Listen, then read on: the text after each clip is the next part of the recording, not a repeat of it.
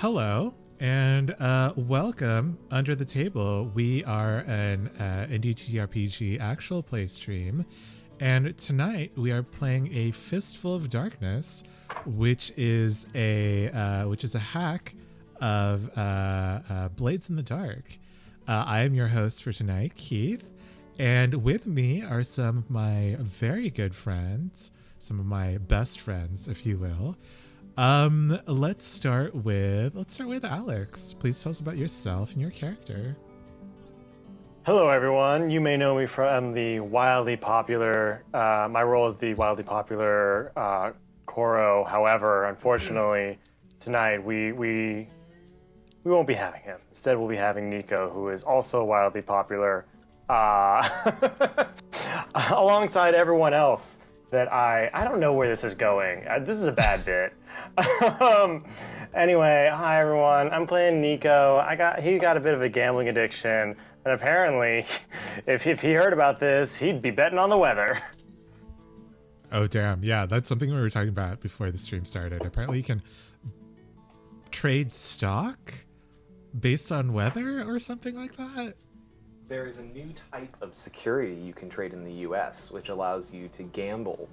And it is gambling on pretty much any natural event or unnatural event, like when someone is going to release an album or a book, or this stream starting, or if Guilty will be on time. Listen. Literally. I thought that was prop betting. I thought you could only do that in Vegas. Yeah. And the stock the market. SEC approved it. Nico's doing it everywhere. Mask off. Speaking Nasties. of Guilty, please tell us about yourself and your character, Tallulah. Gladly. Hello, y'all. Great to be back. I'm Guilty Cosplay. And I adore playing my character Tallulah. She is the smarter, prettier, and normaler of the two twins who are the eldest siblings in the Sparrow family. She's a semi-retired hired gun, and she wants the normal girly things like bringing her husband back from the dead. Super normal. John, please tell us about yourself and your character Baxter. Hi, I'm John, and I play Baxter, who, while he enjoys all kinds of magics that probably shouldn't be played with, necromancy has yet to creep onto the list. Most recently, he's been playing with time. I think causality will be next. So ambitious. Finally, last but not least, Liv, please tell us about yourself and your character Josephine. Hi, I'm Liv, your best girl, your best pal, cutest person on the internet that you know. And tonight I will be playing Josephine, the only one with like a lick of goddamn sense in this fucked up little family. She's never done anything. I can't even say that straight. She's probably done not some great things, but she's not the worst. And that's really all that matters in life. And when it's a race to the bottom, when it's the race to see who can be the worst, as long as you come up last, all your sins are forgiven. I have a theory that each of the sparrows embodies a different mortal sin. So I also believe this, and I am so glad that you wandered into this, because I have been thinking. Oh my god! Wait, the tin hats are on early tonight. This is Oh my god! But in the chat, if you would like to discuss that, please feel free, while I do a little bit of a recap. So last time, the Sparrow family rested and relaxed after their fight with two weird shadow monsters in the Rittner family cellar, the same cellar that produces Gulchy Gold and Gulchy Green, which the Sparrows found was created using corruption from the city's furnace. Yeah, they just had a normal one. Jeremiah and Tallulah went back to the cellar to gather up different materials created by the monster's death. On their way back, Jeremiah helped Tallulah find anatomical materials for her to send back to the professor who promised to revive her dead husband. Meanwhile, Nico spoke to one Riley Crane, who is a mage and representative from the Midnight Symposium. The symposium is the University of Vermont's representative here on Tarpin's Gulch. And the symposium wants the Sparrows to use their friendship with the Cortland and the Wild families to investigate if any of them brought mimics onto the city. Meanwhile, Baxter finished building his soy meat restaurant, where he and his paramour Liam Crawford had created sort of a lover's bungalow on the second floor. Josephine began selling glass trinkets at Salvation's Gift, and she convinced the bank called The Drop to let her family repay their debt in installments, which apparently have a 10% APR, unfortunately. Jeremiah also cornered a bank employee after this and found out that the bank was owned by the Mechanists Guild, and that convincing one of them, a higher-up member in that guild, to help the Sparrows may allow him to uncover evidence of Edwin Crawford's unethical selling of the Sparrows' land. Ooh. Finally, the family found out that Josephine was slowly becoming accursed from her pasty, silvery hand and the patches of silver behind her ears. And when Baxter tried to find out more, he saw that Jeremiah was cursed by the Black Queen, Nico was cursed by the Red Queen, and Josephine was cursed by the White Queen. All just really normal things. You know, that's what they always say about me. I stand a White Queen. And what did he find out about Tallulah, pray so? That she was I'm fine. perfect. That nothing was at least obviously wrong. I thought that. Then what was Shut the giant the mass of flesh? Up. What was the giant mass of flesh in my notes? Me. I'm the pound of flesh.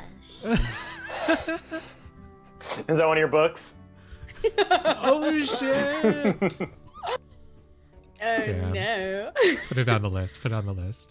I will say my least favorite thing this season is that there has been evidence. I will not say proof, potential evidence that one of Guilty's characters has done nothing wrong. That is the most most unrealistic thing that we've done this entire season. To be fair, she is currently doing something wrong. She has plans to do something wrong, and also Yes, she's yeah. kind of a dick sometimes. Pray tell, what happened with you and Candace when you last saw each other? Oh my Listen, God. have you even met her though? No Yes. jury would convict. So getting If back the to the victim's a game. bitch, you cannot acquit. Sorry. Raise your hand if you have been personally victimized by Candace Crawford.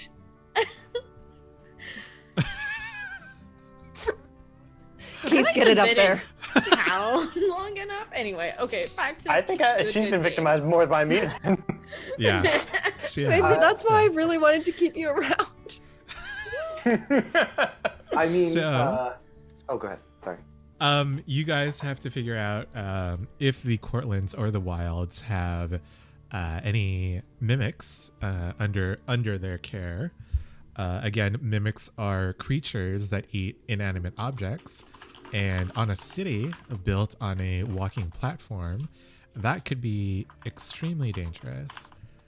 And also, to refresh your memory, the Cortlands and the Wilds own the Square Dance Square, which is a venue that Alex created during our world building game.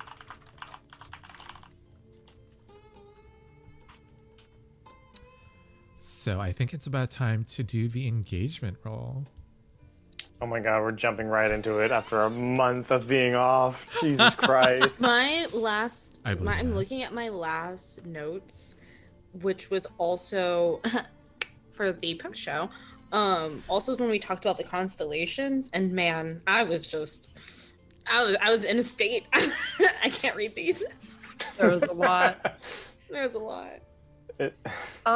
Can we have a little family meeting first? Because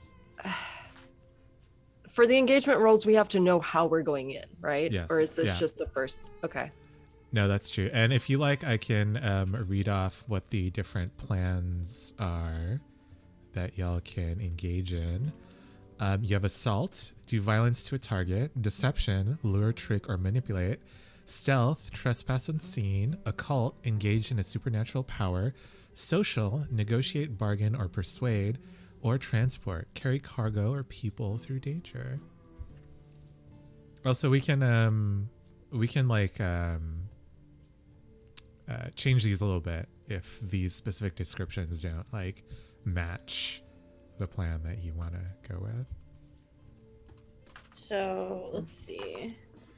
So they've been accused of bringing mimics into town, and we want to help clear their good names. Yes. Or find the mimics. Yeah. So, honestly, I feel like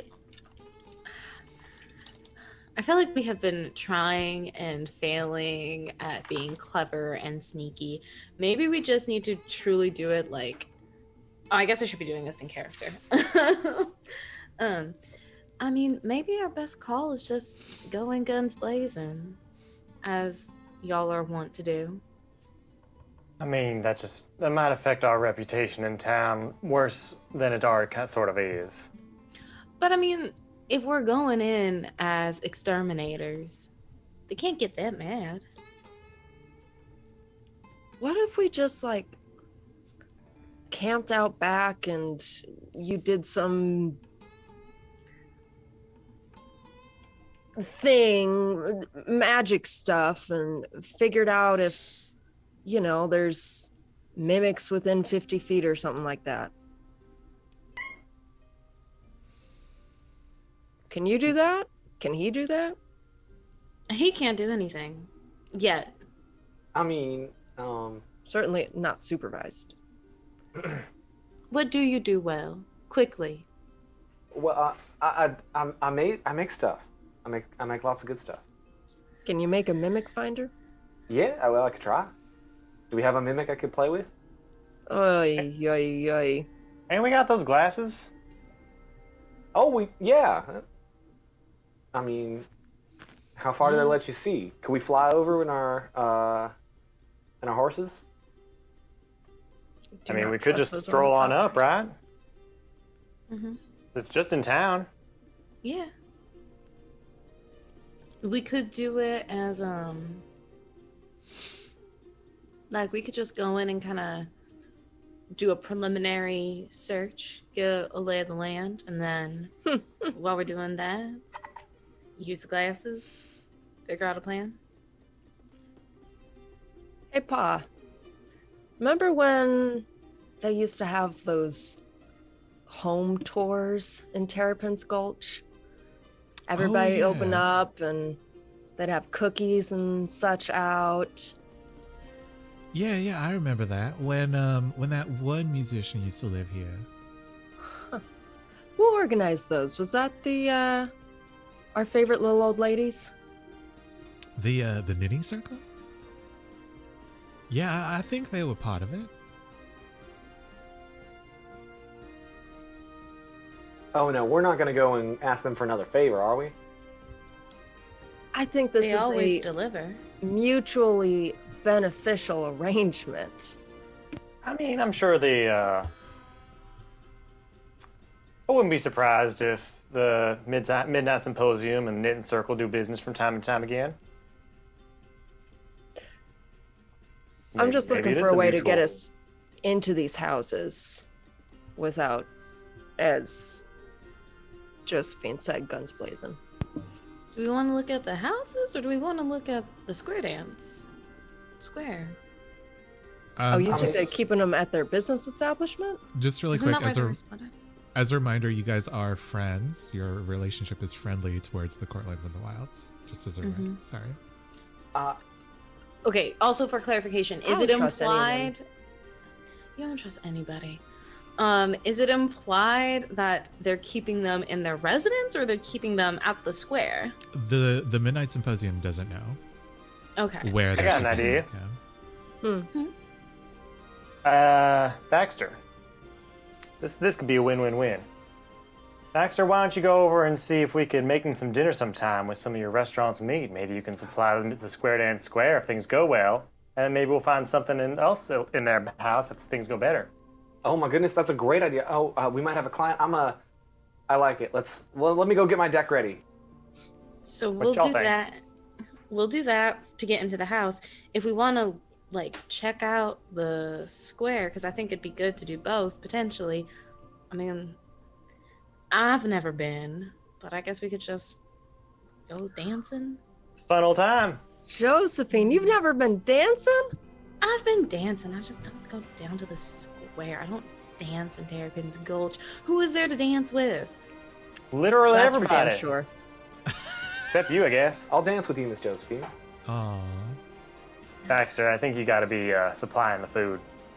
Oh, Oh, let him have one night off. Is he Let's just all go into to town service tonight. food? can I bring a guest?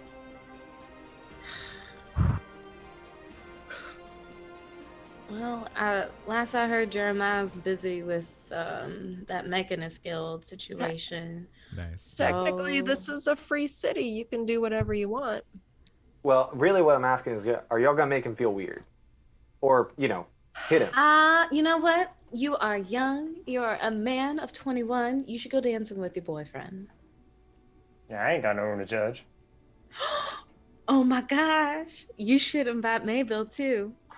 Yeah, we can have a little retreat. Oh, come on. Now that's making the no-hitting so much harder. I just think it'd be nice for the lovebirds to have a night out. We don't really do nights out. More like nights in. Why not? They're fun. Things get whenever we hang out elsewhere, things always get a little tense and heated, and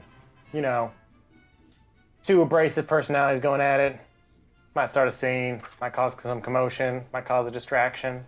It just is always very interesting because you describe yourself as abrasive, but whenever you're around us, I don't really think so. It's almost like she brings out the worst in him. I wasn't saying that. Maybe they're passionate. Yeah, you know what else is passionate? A house fire. Look, y'all don't like playing games with me. She likes playing games. Too soon. I mean, I suppose it's not necessarily what I would look for, but whatever makes you happy. Y'all do what you want. I will see you at the dance hall. Okay, thanks. So we're all going to the Square Dance Square tonight first? Well, I was gonna say, Keith, this is your gift. Would you rather run a dance party or a dinner party? Excellent question. I this think my we're gift? angling for both. Yeah. We should You start should with do the dinner both. party. Why not? Porque no los dos? There's an idea. We start with the dinner party. If we don't find nothing, we can offer them to take them out to their I'll own go club. dancing. Yeah. Fair enough. I'll go get the rats working. I can have probably a nice batch for dinner ready by about supper time. The rats? Rats? Oh, I just used them for mechanical energy. I stick them on a wheel and. Okay, you know what? I don't want to know nothing about your kitchen. I don't want to know nothing about your kitchen. I'm Lucky they ain't no I clean them sanitation twice a department day. here. I am gonna go make some of my mama's pie because you always bring a dish, and I'll go make that in the family kitchen. I mean, they're very clean animals. I don't know what y'all are going on about. I'll mix up some cornbread. Honestly, sometimes I think they're cleaner than Jeremiah. I don't clean my guns. Okay, so I guess actually this does answer the question because I would say that we are entering socially, Keith. That makes sense. Socially or a cult? Because we did plan to use the glasses. Oh. Oh, I guess. Well, our that- engagement yeah. is social. Okay. Right. Yeah, it seems I would say like that. yeah, it seems like your way in is social, and then you can use the glasses later too. Yeah. Agreed. So would anyone like to do anything before we start tallying up dice? Like actions? I believe that you can do flashbacks to try to help yourself. I believe like right now you guys have at least plus 1d for having friends or contacts within the Cortland in the wilds. Remind me how flashbacks work, please. You tell me what you want the flashback to accomplish, and I'll tell you how much stress it costs to do that. Stress or grit? Do we need to like Grit. do we need to like do a flashback to like call them and be like, hey, we want to do this thing? No, I'm going to include that into the actual Okay. roll. Yeah. Okay. Here's an idea I have. So while Josephine is like making the pie and it's finishing up the baking, I want her. Oh God, I can't believe she's doing this. I want her to take her father's glasses, because glasses. Guess what, guys? In case you don't fucking know, glasses are made with glass. And I'm What? going to see if I can fiddle with the glasses and basically essentially like attune them, like Josephine's trying to attune them, so that my free push to any and all glass magic can be applied to when I use these glasses. If you're the one using them, then Yes. I don't think that you need to do this now. Okay. Yeah, because if you're going to use them later on, then that free push is just going to like take into effect anyway. Okay, cool. Cool. This I is guess more if like, anything then like, or go ahead. this is more like preparation. Like, what else are you doing before this dinner party to kind of like put yourselves into a better position For the engagement role, I assume. for the engagement Yeah. role specifically? Yeah. Well, I'm making a pie. Do you guys want me to like go through the different We- points under the engagement role, and then you guys can maybe come up with flashbacks or things you want to do to improve that? That might be helpful. Yeah. Okay. So engagement rolls start off with a 1d6 for sheer luck. And then we ask the following questions. Is this operation particularly bold or daring? Yeah. I think like trying to do some covert stuff while you try to search for these mimics is pretty bold. Is it complex or contingent on many factors? No. Does the plan's detail expose a vulnerability of the target or hit them where they're weakest? No. Let's see. Is the target strong against this approach? Also no. Can any of your friends or contacts provide aid or insight? Yes. Are there any enemies or rivals interfering? No. Are there any other elements that I would like to consider? How many like kids are in the Cortland family? Ooh, in the Cortland family, there are. And what about the Wild family?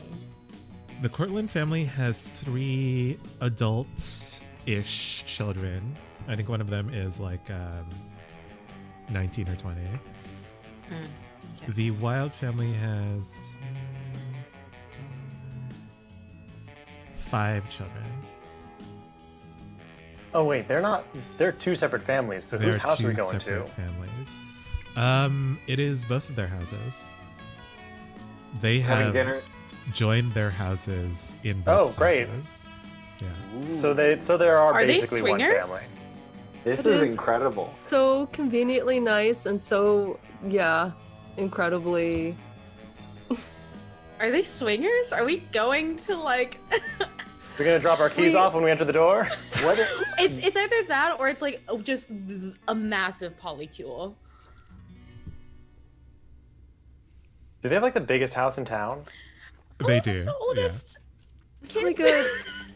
It's like a compound. Yeah. It is a compound, yes. Oh, How- I'm so how many torn. bedrooms? I want to like these people, but I also hate them. These are our Why do you hate them? mechanical friends. They are in our mechanisms and our play sheet as friends. Therefore, you have to like them. No, I just need to play nice. Yes. Tallulah Keith is truly so doesn't like anybody, Keith, again, how old is their except oldest for like old child? ladies. And are they single? Not The asking for oldest Josephine, asking for child. Liv.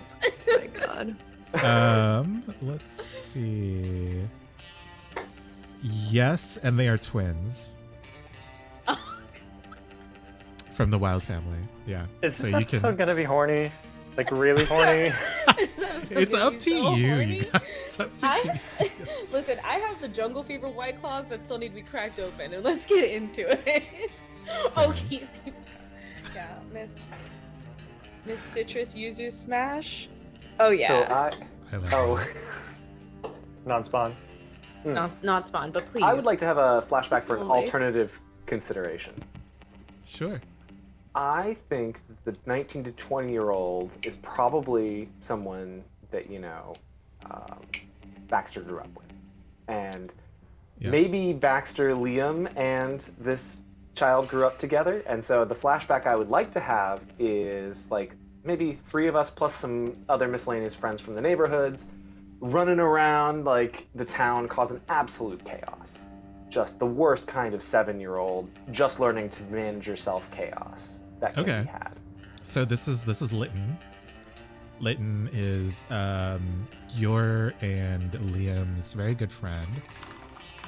Lytton is him.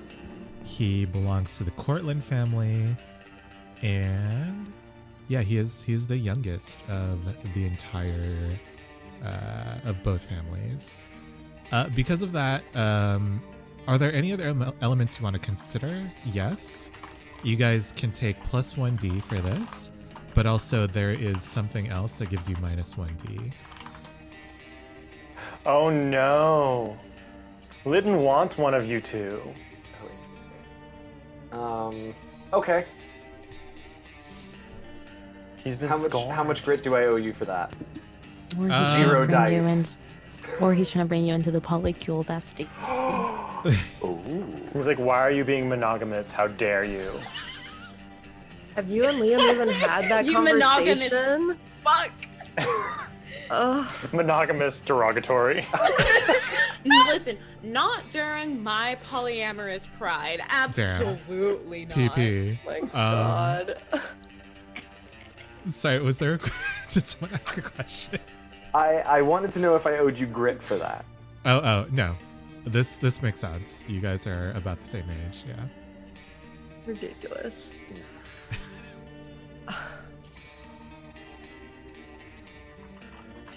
Is there Anyone enough else? time to is there enough time to go to City Hall, the bar, not the City Hall, and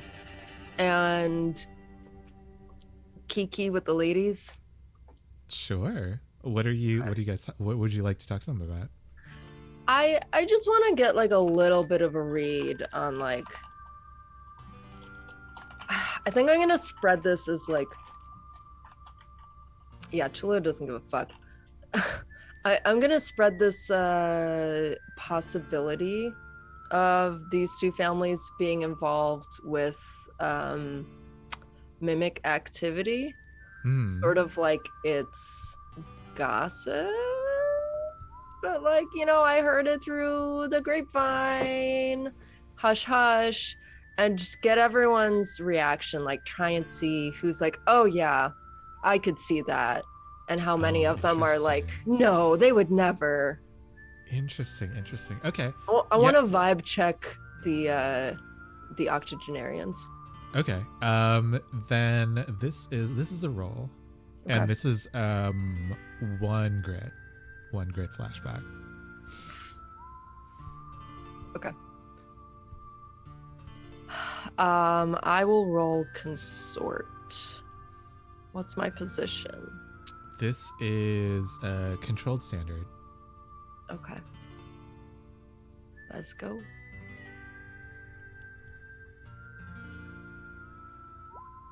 That's 4. A 4. All right. So that is a mixed success.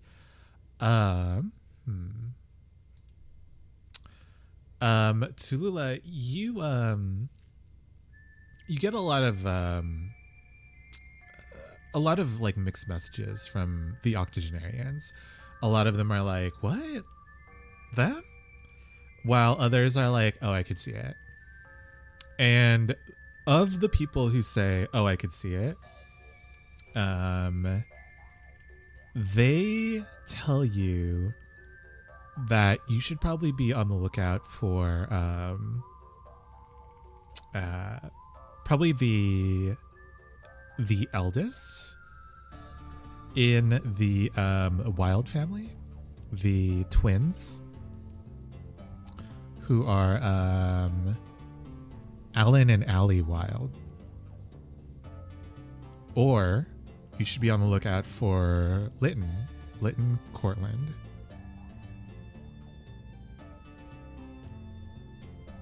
Okay. And what are everyone's pronouns? I haven't been keeping up. Alan, Allie, and Lytton. Ellen is he, him. Allie is she, her. Lytton is he, him. Okay, cool. Thanks. Yeah. And they say that the twins seem to be like very eager to take over the wild side of the business, while Lytton seems to just like not even care. Okay.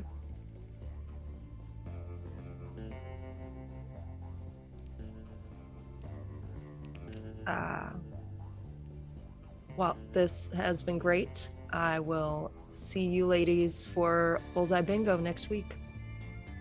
They like tip a cup towards you, and they continue with their gossip about the Cortlands and the Wilds. Oh, wait. Can I just have like a spicy little detail? I just want something unrelated about these families. This is where since I did spread my run grit. This is where the grit comes in. You're like out too late. Yeah, they say that the Cortland family, who's in charge of the music that comes to the Square Dance Square, their pull on the musical industry is kind of like weakening. It seems like the acts that they're getting in aren't like very good, or are like very old and kind of tired. And the Wild family, it seems like they are I don't know, they're like, why are they even there? They kind of like manage the booze and the bar side of the Square Dance Square, and it's like, can't they just get, someone from off the street to do bartending? It's weird.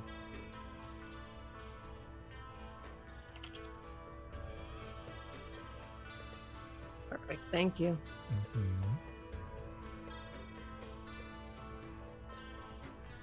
I will give you a +1 for that. Actually, that doesn't really seem like an engagement thing. That seems like a general, who could have done it thing.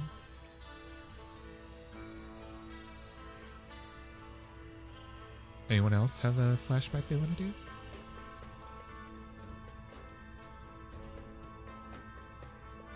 If not, someone can roll 2d6. Are there, really quick, just so I can rack my brain, out of the potential things that we could add, like what haven't we added yet? You know what I mean? Like what are some of the stuff on the list that we haven't hit? Does this plan's detail expose a vulnerability of the target or hit them where they're weakest? And then can any of your friends... Oh, wait. No, that's it. Yeah. I would say... I don't think we need a flashback for that, because I would say yes. Because we are looking at their home and their place of business. But there's like, a your certain home and where you make your money. No, I get it, but there's like a certain like thing that you're overlooking, which if you want to bring this up later, like I can explain it to you, but like for now, I have a good reason why this doesn't expose a weakness. There's a thing we're overlooking. Yeah. That's ominous. I don't like that. Take note, and then we can talk about it later, but yeah. Taking it out. I can roll the 2d6, since it might be me reaching out, like... What was the name? To Lytton? To Lytton, yes. Yeah. Okay. Unless someone else has a reason to reach out. I mean, I can roll the 2d6 because I didn't flashback. I don't care. Me either. Yes, choose. I vote Alex. Okay, I'm rolling. Woo! Oh. Hey! That's a 6. Okay. Shout Yeah. out to my girl, Lady Luck. Yeah, Nico, you She gotta... never fucked me before. Fucked me over Right. at least. you get a letter back saying, "Oh my gosh, we would love to have you guys. Please come by at this and this time. You know, we're gonna have a good old potluck, etc., etc." Once you guys arrive, there's a whole bunch of hugs. Everyone gets hugged by everyone else in the other two families, and they like bring you into their combined home. Now, their home kind of looks like like an Italian sort of palazzo. It's built kind of like a square with a square courtyard at the center, and all of you know that each house, each family occupies like a different L in the square. And they actually bought out other homes that were on this block to kind of like connect their two houses, and to kind of create this compound. And when you arrive, they're like, "Oh my God, thank you so much for the pie, for the what is fake meat? What? And the corn, of course, Nico's cornbread. Yes, of course, world Nico's renowned. cornbread. Yeah. And they kind of like set it up kind of like a buffet in the courtyard. People can like, take whatever they want. They have tables and chairs set up out there. Yeah, and you guys kind of have like free reign of their home at this point. I think everyone kind of like falls into talking to their favorite person from whichever family. And yeah, this is where we're gonna start this mission. So who wants to do something?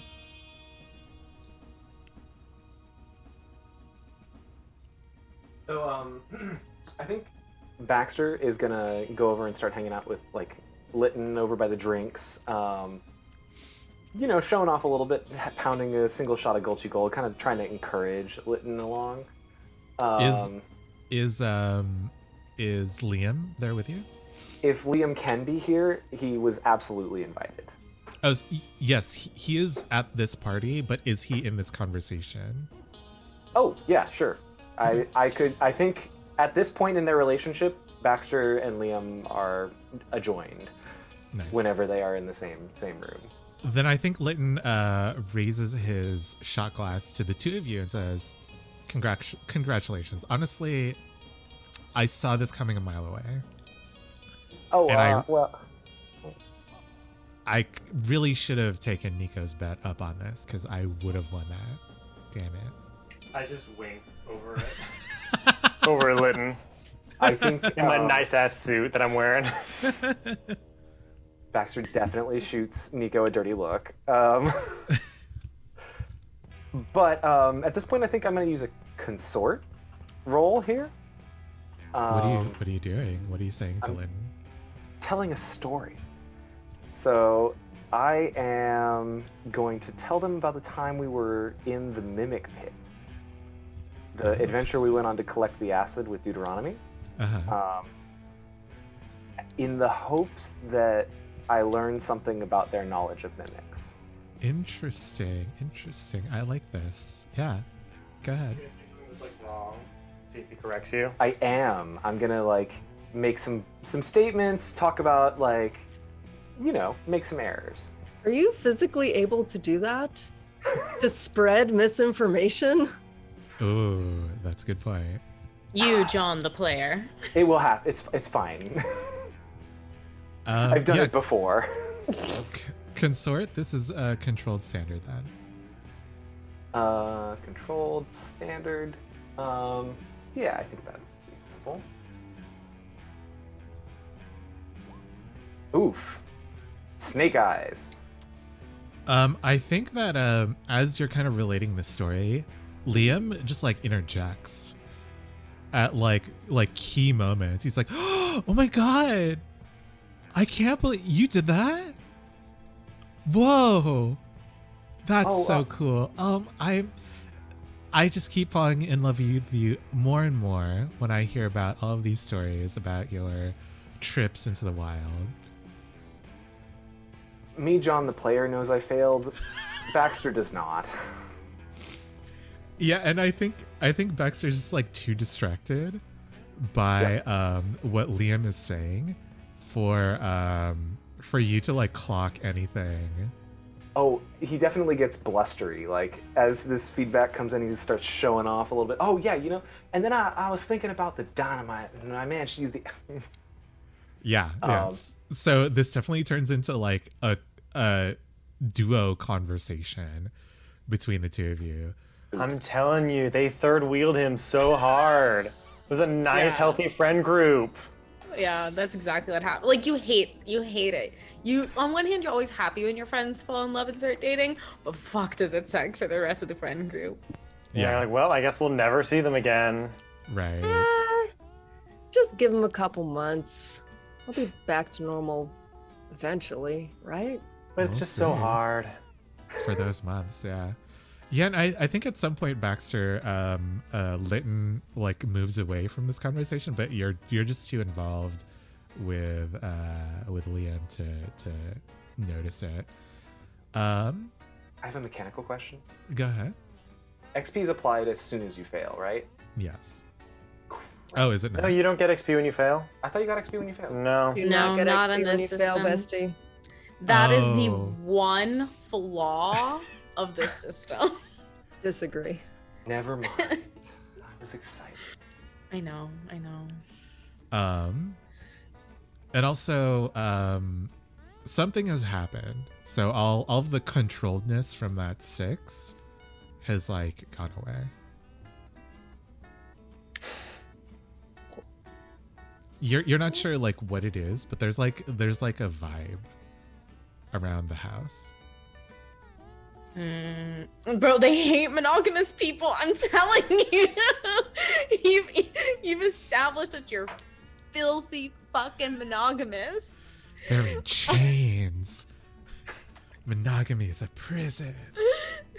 Listen, marriage was created by the government to control people's finances. Period. It was created to punish single people. Can Tallulah just be like wandering past as Josephine's having this conversation? Oh no, this is not Josephine. But I actually do know what I think I want Josephine to be doing. Are any of the Cortlands or Wilds magic users? Ooh, that is a great question.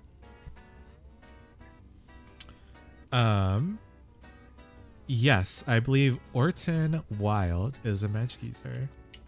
Okay, and who is that in the family? Orton is the middle child of 5, and they are married to May Cortland. And you know that it wasn't until their marriage that the two houses decided to become closer, I guess. Okay. Kind of an opposite of Romeo and Juliet situation. Exactly. Yeah, they were very happy for this marriage. How That sounds- old? Like get married and then both your in-laws and your parents move in?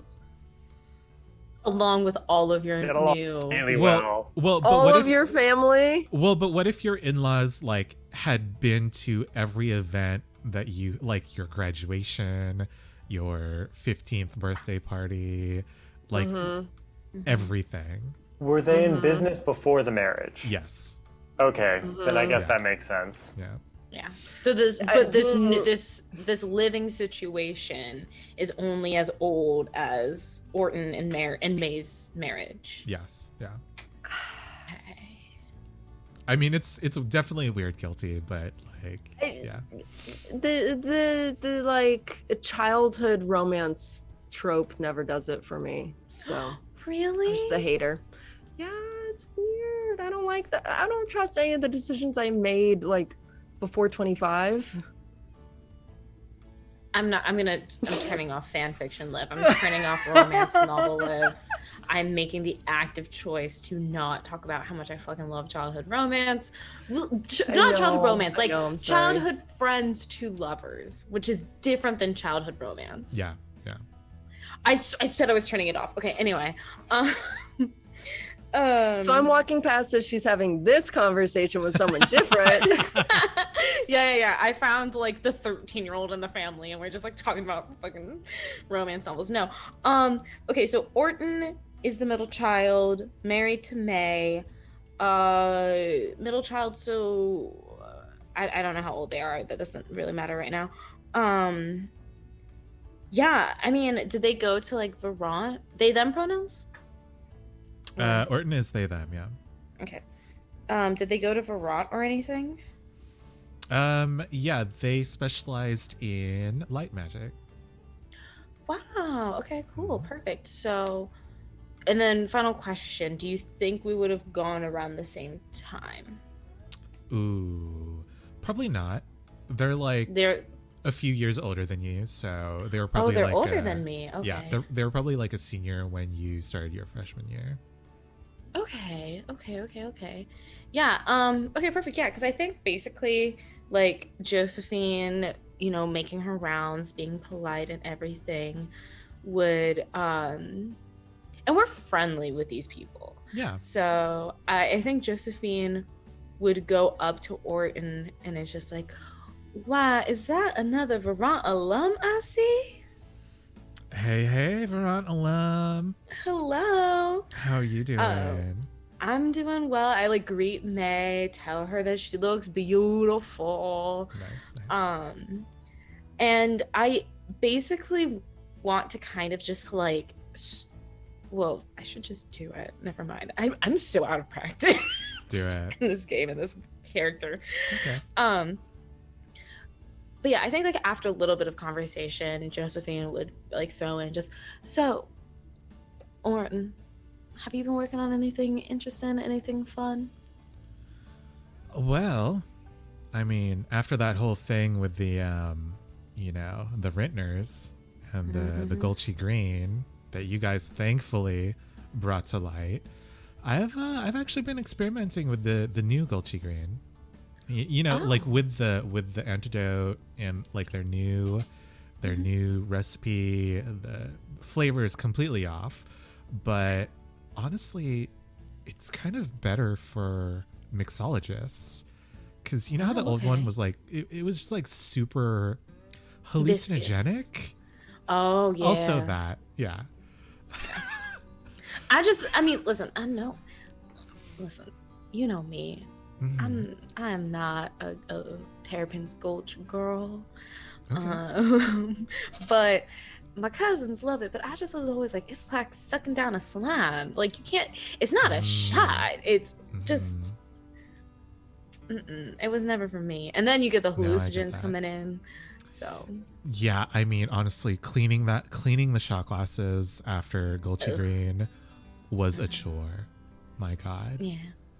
But yeah, honestly, like your guys, how did you guys find out about what the Rittners were doing anyway? Oh, bounty hunters. We've got our secrets. We got our informants. Okay. Okay, SS. But I mean, that's just what I do with my family to make, some money and ends meet and everything. I was wondering if you got anything fun and magical happening, because I mean, I've never been able to figure out light magic. It was I 3 different schools of magic, blah blah blah, but none of them were light magic. Light magic is a whole nother game. I have a lot of respect for anybody who is half as good as you at light magic. So, well, I did read something somewhere that like light magic is pretty close to this other kind of magic they used to have. What was that? Chronomancy? Have you heard of this? Yes, I have actually. Oh, really? Oh, well, of course. You're like an alumni of Vermont. Like we read like wild shit for our classes, but like while I keep up with the symposiums, like of course. printings, Yeah, they have such good lectures these days. But yeah, basically it's like while we can't actually affect things in time, like light magic can kind of see what has happened or what might happen. It's I don't know. It's kind of difficult for me. I'm kind of struggling, but yeah, that's kind of just what I'm working on magically, as just a little hobby, just stuff to throw around. Well, I would absolutely love to see anything that you're working on, and you have always been a wealth of knowledge. So if you ever feel just like showing off or something, I would love to see whatever kind of situation you have going on with this Gulchy stuff. I mean, you're basically an alchemist at this point. And then, any fun stuff you might have with that. But, actually, my cousin, I found out about chronomancy from him. So maybe I should connect you two sometime. See if there's some theory that y'all could toss around. Or I mean, if y'all want to look at what I'm working on now, and then they like look at May, their spouse, and they're like, they kind of like do the couple thing of, oh, can I take them into our room? Is that okay? And then when they get the green light, Orton's like, yeah, if you and your cousin want to check out my stuff. My cousin's busy with his little boyfriend, they're freshly minted lovebirds, but I'll go with you. Okay. Yeah, let's go. And then they y'all refresh your drinks, maybe get some tiny plates, appetizers, bites, what have you. And y'all go into the Cortland side of the house. Okay. To get into the into their room. But let's cut to Nico or Tallulah to see if y'all want to do something.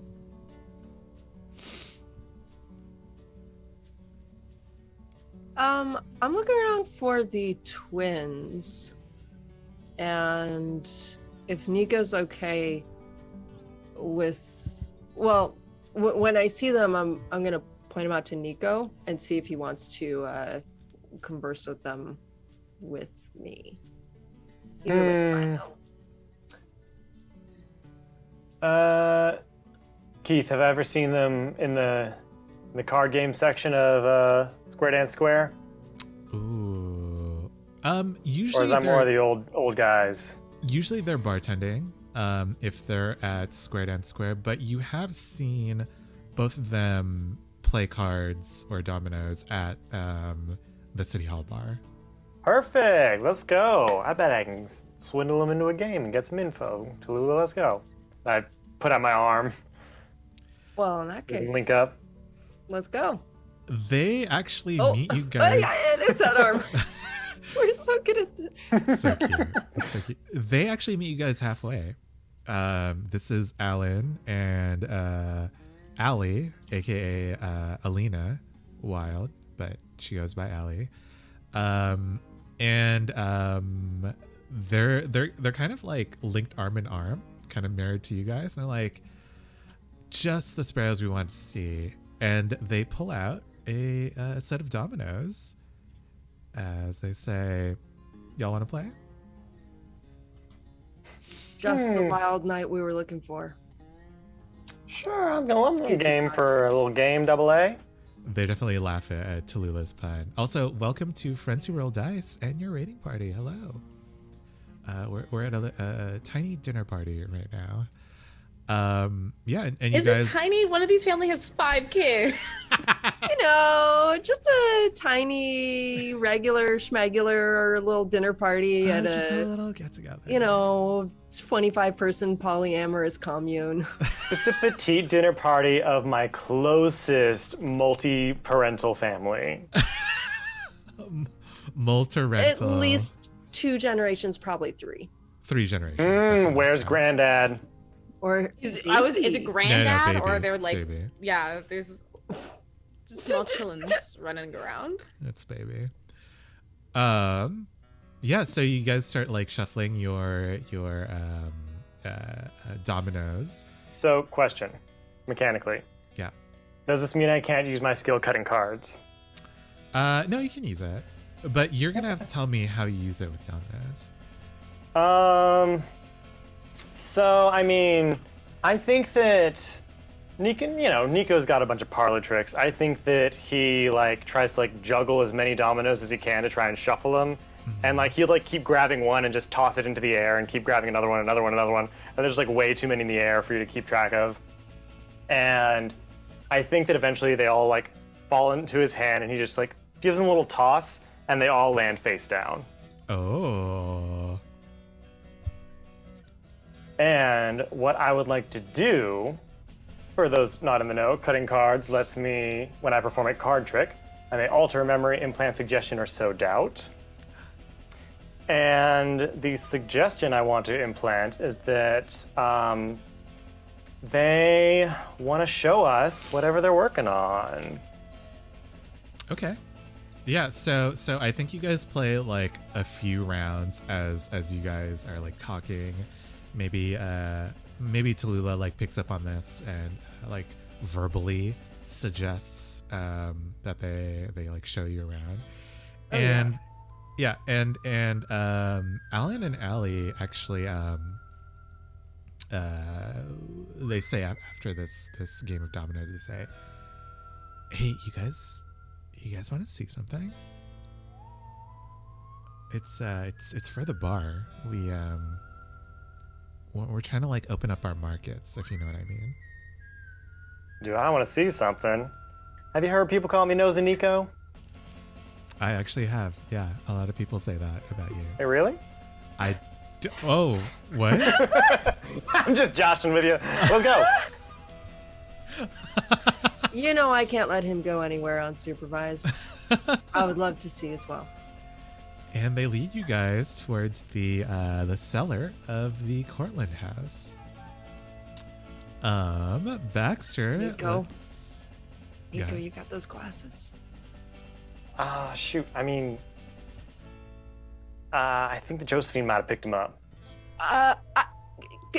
Could you wait just 1 second? I gotta piss something awful. Where is she? I think I saw her leave. I'm gonna run to the bathroom and then we can, Cut to Josephine Exactly. dramatically making out with this married person. I'm kidding. This was in one of Josephine's fan fictions. Yeah, in her mind, that's what's running through her mind of oh yeah, it's a good scene. Oh my god. It's weird that they asked me to go alone and didn't invite May. And she's choreographing the scene. Whoa, a secure couple, wild. Wait. But okay, no, I'll put it in the chat. Never mind. So as you walk towards the Cortland side of the house, Tallulah, Alina says, "Wait, we have a bathroom in our house. It'll be closer." Oh.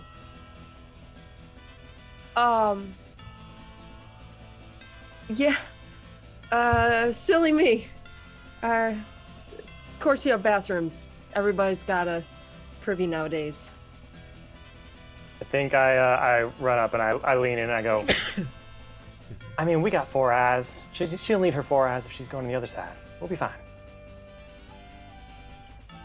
Right. All right. I was going to ask for a roll, but this is fine. Baxter, what are you doing? So, would Baxter have seen Josephine talking and walking off, or is he just still caught up in the moment? I think that you and Liam have just now kind of surfaced from this story that you were telling him, and yeah, you look around, you see Josephine is gone, Tallulah and Nico are gone, and some of the other family members are gone too. So I think Baxter's getting a little itchy on being the only one in the room, since nothing's happening here. So I think he's just gonna reach down, grab Liam's hand, and just start walking towards a hallway that he hasn't seen someone else go down. We're gonna go trolling for rooms. Okay. Is there a specific house you want to walk into? I think we're gonna probably check out the Wild House. The Wild House. Hey, Liam, I think I want to go learn something about being wild. Let's go check out that thing. Are you trying to be like sneaky in any way, or are you just like boldly Oh no. walking in? I think Baxter is, I mean, sneaky in that Baxter's going to dress it up as what it is, which is he's going to look for a room to go and make out with Liam. But, Okay. yeah. Okay. If you have this like vibe around you as you walk into the Wild House, then yeah, I don't think anyone stops you. That's definitely the vibe we're giving. Nice.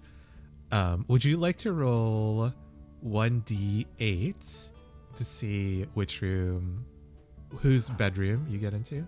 I would love to. Oh, actually, This make is it so exciting. Sorry, make it 1d6. Sorry. Please wind up in the same room as Josephine. I got a 5.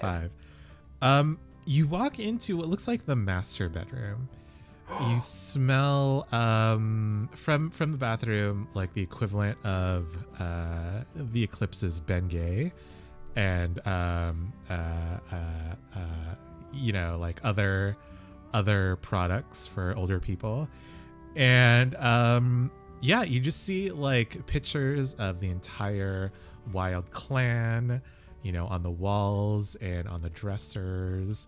There are I don't know, like a bunch of books in the corner, and yeah, there's a very big and wide bed that you and Liam can do whatever you want in. Yeah. So I think they definitely go and start that way, and I think as they're rolling around, I wanna roll a survey. You're doing a survey Yes. in the middle of Yes. You So ever, here's you ever what fool we're around your doing. boyfriend? He's like looking around the room. We're looking for interesting spots to go that aren't our usual place. This is a fancy room. We don't get to be in a fancy room very often. Where can we go and No, do no, our thing? no. As the proud defender of No. kink for this show and this channel, I refuse. okay. Not This in this old couple's Well, room. so here, I think it would be fun if we could find something to bump into that would be valuable. wow. Someone great. get Tim on the phone. Are you fucking kidding me? Someone get Tim on the phone. We've gone too far. Someone Are get you Tim. actually? You're trying to destroy property? No. Just knock some papers off the table, maybe. You're hoping to luck your way into something while fooling around. That's correct.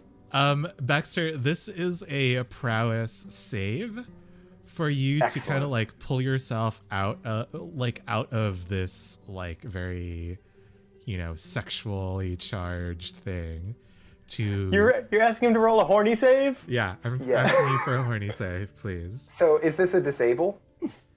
No, this is a save. You're rolling Oh, prowess. Yeah. Click. No bonus die, I take it. No bonus die. Yeah. I got a 3. Can I hear my consequences? You just Isn't don't a do it. save? Oh, great. Phenomenal. I don't lose. Yeah, so Baxter and Liam are just in the room. Yeah, and you guys are just getting it on. Yeah. Great. Okay, cool. Cut to Josephine. Sorry, let me gather myself. I think you're in a very different bedroom. Yeah. It has a it looks like it is it's kind of messy. There are a bunch of papers everywhere. There is like different pairs of shoes just like scattered near the door. Like clothes are like piled up in one corner. You're not sure if they're like clean or dirty. And yeah, there's just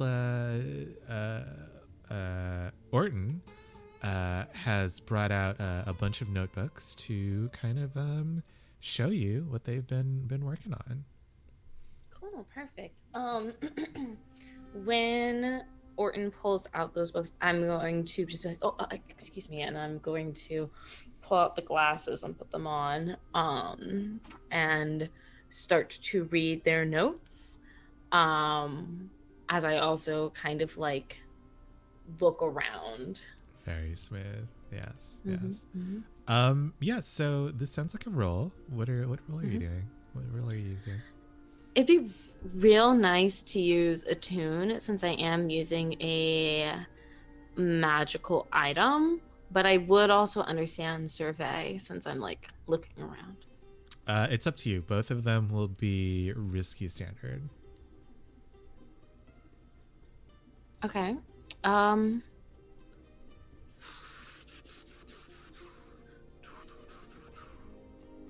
da, da. Gonna use a tune. I have more stuff. Risky standard? Mm-hmm. Okay.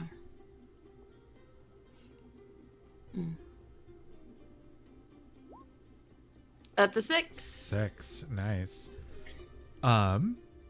You put on these glasses and like there's Oh, I also had a push. I forgot. But anyway, yeah. you kind of like align yourself with your specific desire for finding these mimics, and it's very distant. You're not sure where the mimics are, but they're not in this house, but they are in this city, certainly. They're in this city, not in this house, not in this like plaza. Mhm. Okay. But yeah, I think you you're able to feign interest in what Orton is saying while you're doing this. Tallulah, yeah. It's when you say not in this house, do you mean not in the Cortland house or in the entire complex? Not in the compound. Okay. Yeah, nowhere in the vicinity on the block. Like we're not et within cetera, et walking, cetera. like throwing distance. Yeah, I think like I read through it, and Josephine is a nerd, so I do think like once she's realized like, oh, the mimics aren't here, she does let herself get like kind of engaged in this light magic. It isn't her school. Yeah, or go ahead. It's wild because Orton begins with, yes, so sometimes light can be waves, but sometimes they can also be particles. And it's when they're particles that you can try to figure out, you know, how to see the future or see the past. Oh. Huh. Yeah, it was really difficult for me to wrap my head around it, but here, let me draw you some diagrams. Okay, yeah. Dot. Yeah. Yeah, and like minutes later, Josephine's just like still has the glasses on. It's just like, okay. See, this is the whole thing. I just couldn't. Part of the reason I couldn't ever do lab magic was I couldn't grasp like the basic concepts. It's just out of all the schools of magic, it's like if you miss that first bus, you are not getting anywhere. Like you are just you've missed the whole ride.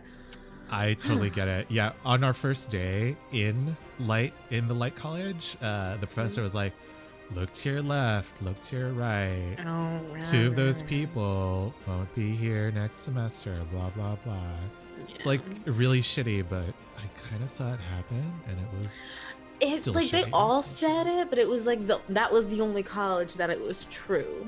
Yeah, and like if you know this about your college, like teach better. Like teach better. Do better, teach better. Like, oh goodness. I mean, sure, granted, learning Latin and magic, there was a risk to my life, but guess what? Nobody died because they taught well.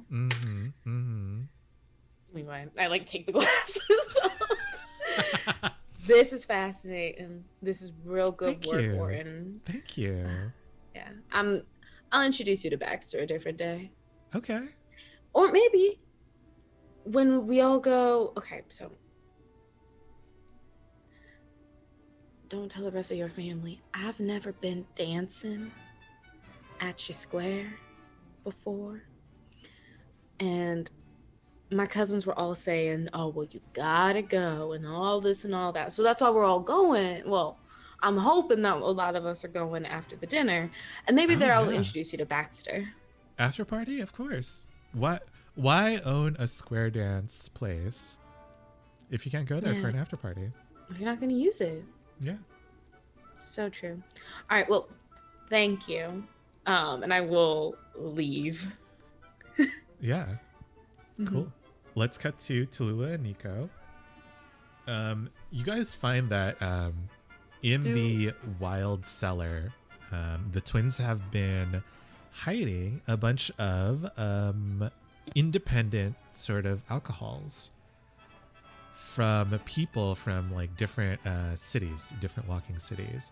And they're like, our parents are kind of like, they're kind of strict. They're like, we gotta buy from, the manufacturers that have been supporting us. But we're like, let's mix it up a little bit, Oh, this is fun. Yeah. Tallulah's definitely like geeking out about this a bit more than she wanted to, because, she considers herself a worldly person, is, like picking various ones up and showing them to Nico, being like, oh yeah, I drank this in a saloon on Vermont. I don't know if, I don't they know put if they some even magic make in this it? anymore. Well, they must be if they're hoarding it, right? Right, Double A? Yeah, it's kind of difficult to find, but there is someone in Nineveh that's trying to like recreate the booze. I think they stopped creating it because unfortunately I think the people who made it died. So yeah, Happens to the best of us. true. Yeah, I think they got cursed or something. But Hope they get better. Nope, I think the wilds took them. Yeah. Mm. Unfortunately. Yeah, but people are trying to like recreate it. If you want, Tallulah, we would love to have, some third or fourth party, they look at Nico, opinions on which brews might be good to serve. Absolutely. I'll give it a swig. Cheers. Cool. Um, So how are Sorry, you guys? did you mean not right now? No, right now, definitely. Oh, How- okay. All right. Me, Keith, the GM, am asking, how are you going to stop yourself from getting too drunk?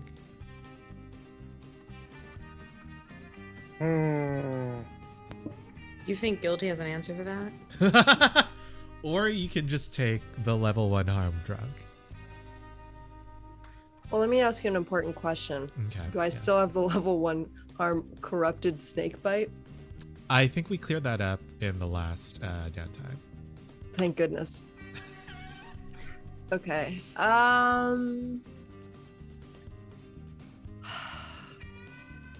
and Well, Tallulah is very close to her reanimation goal, so I think she's trying at least a little bit to turn over a new leaf on this front. Okay. So she'll tell the twins, I would love to come back and taste your entire collection eventually, if I should be so bold, but I do have to look out for my, the rest of the sparrows, especially since Jeremiah was unable to make it. So I will have 2. Thank you. This is a roll. What skill?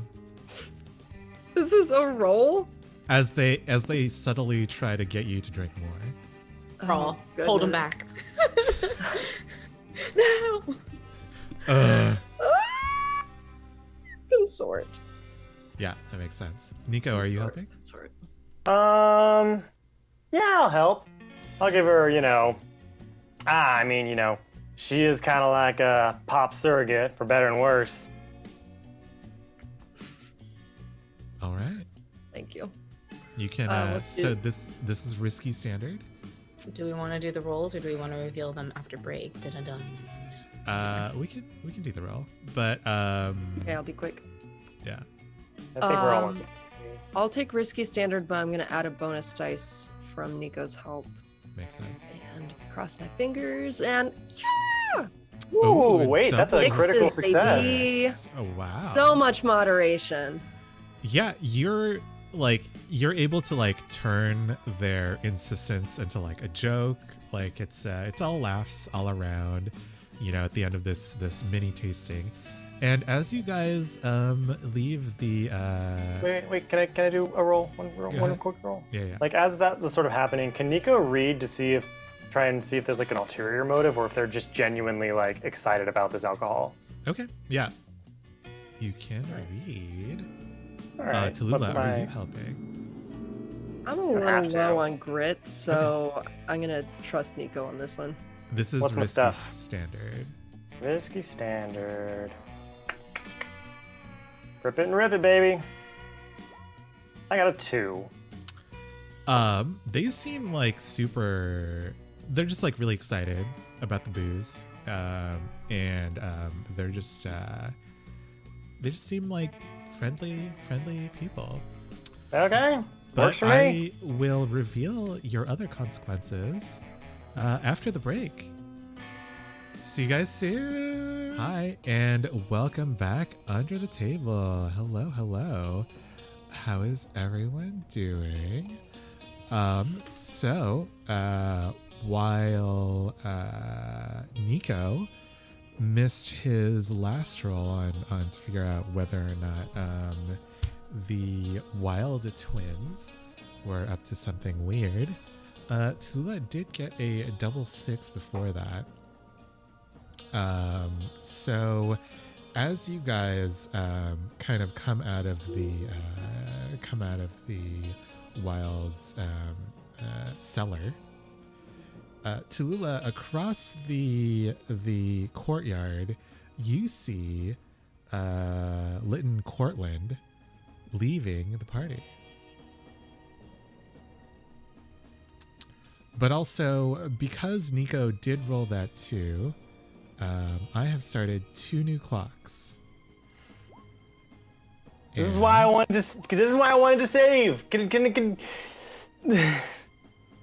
Okay, yeah. I You save? You can save against 1. Against 1. Yes. Closing sky or the moving earth? Which one? What would it be? What would it be? A wits, I assume, or Yes. a prow?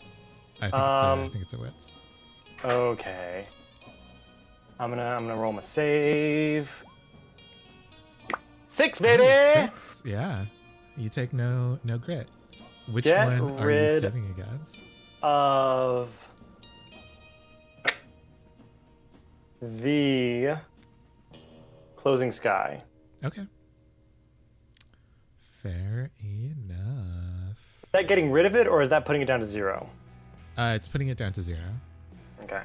The clock still exists.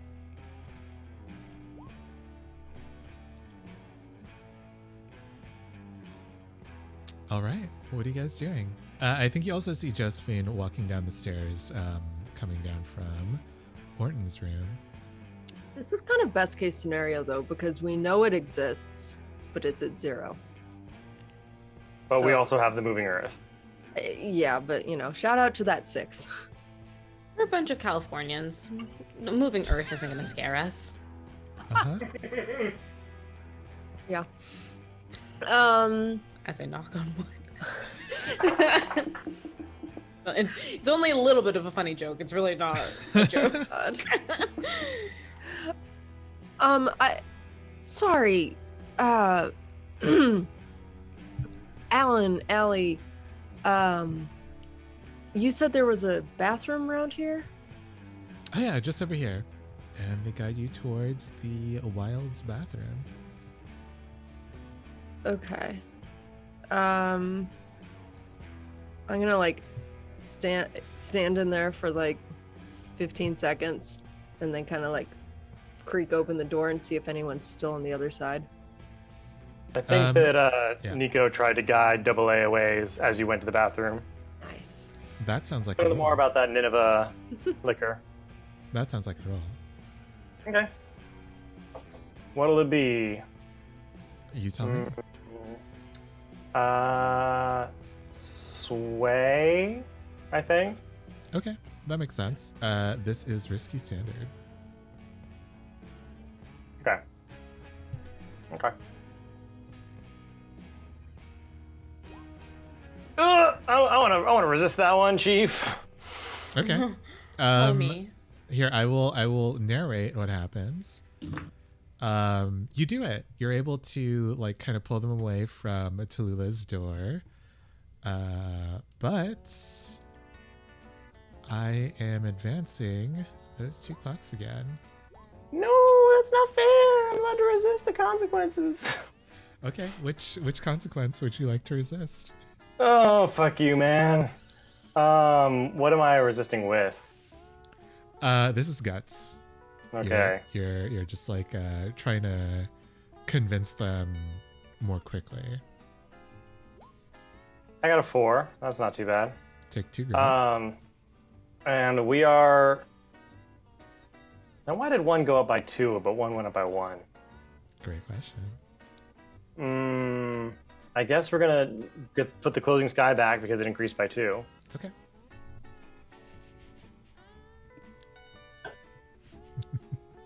No, I mean she'll catch up with us later. I mean, come on, let's try and get. You know, I heard that Josephine's never been dancing at y'all's club. We should try and convince everyone to go. What? I know. Where is she? Yeah, we have to go right now. All right, I'll go try and gather one up. I'll go get her. We're going to the club. Oh, okay. You got her? Okay. Yeah. Cool. The energy of the cabs are here. Yeah, basically. Yeah.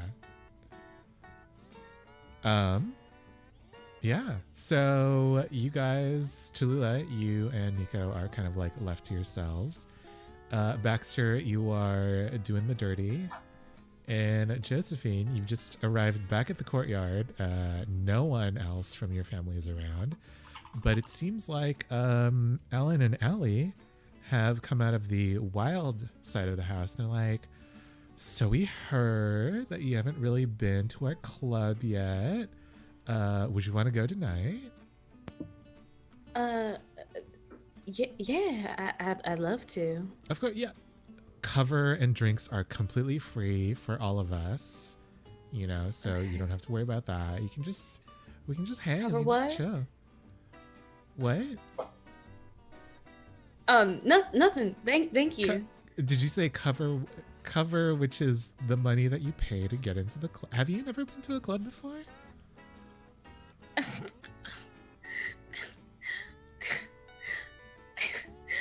When I was studying in Vermont all the time. Orton kind of like steps back and says, "What's your favorite club from Vermont?"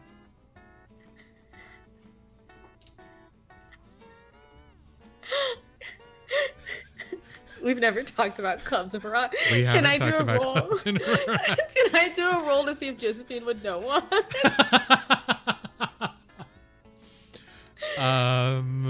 Sure. Yeah. Okay. What I status feel like is? consort. Okay. Yeah, you've been And here's hearing the about reason- clubs. Yeah.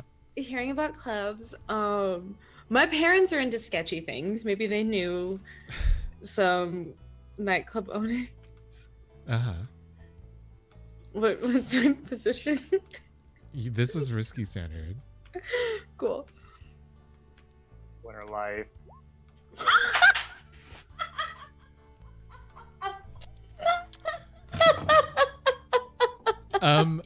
Josephine, yeah, say the name of a club. You say what? I have been to the Crystalline Bridge. The Crystalline Bridge. And then yeah. Allie's like, isn't that in Nineveh? Oh, well, Nineveh's my hometown, so Oh, you know.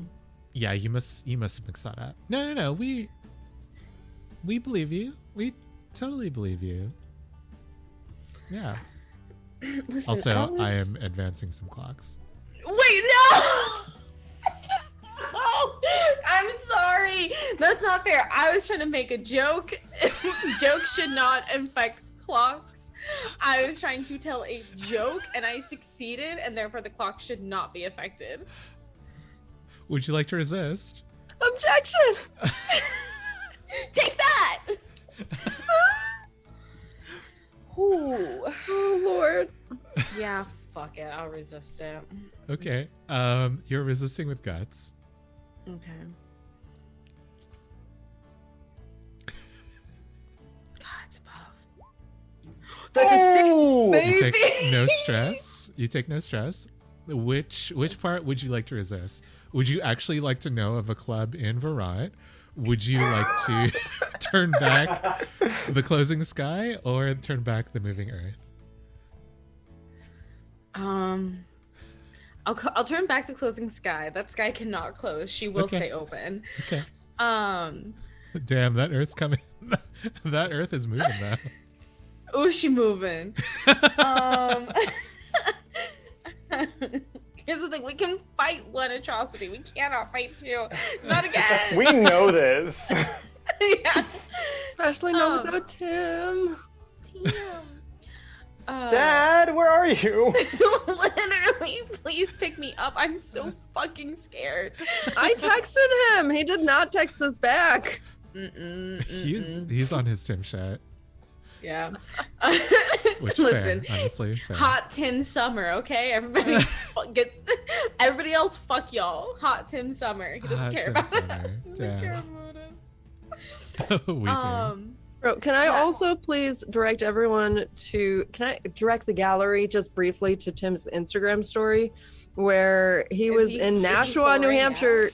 getting the legendary Long Island Tea Mountain Dew. Oh. Wow. What Okay, the wait. You know what? fuck? Actually, yeah, he's allowed to be there.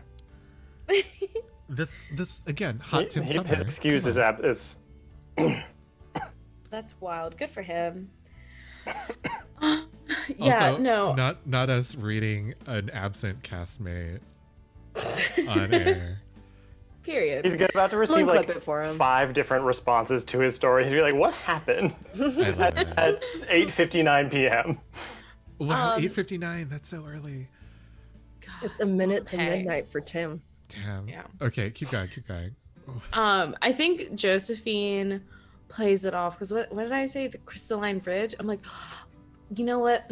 That's right. I did go to the Crystalline Bridge a lot when I was back home. But then when I, went into university at 18, and then I started talking about how I went to the Velvet Saloon. I don't know.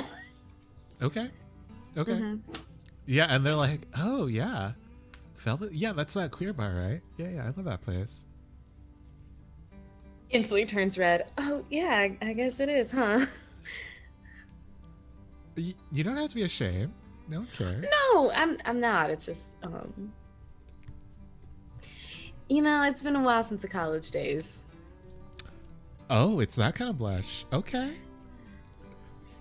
Okay, Josephine. We see you. Anyway, and I know that your establishment is one of the best in town. I've just been very busy, I'm not young anymore. I'm a grown woman. As I Grown at talk to 3 people who are older than me. Grown at 25. Yeah, we got that. She's 28. 28. Sorry. It's okay. There's a lot of us. It's hard to keep the ages, genuine. Actually, I think they keep it. They say grown at 25 as like a joke. If you say I look 25, I'll take it. Nice. I imagine Baxter, you're still going. Tallulah and Nico. I think we can finish there and kind of come back out into the scene. Okay. Twice, maybe, but Can you roll me a fortune die? Just 1d6.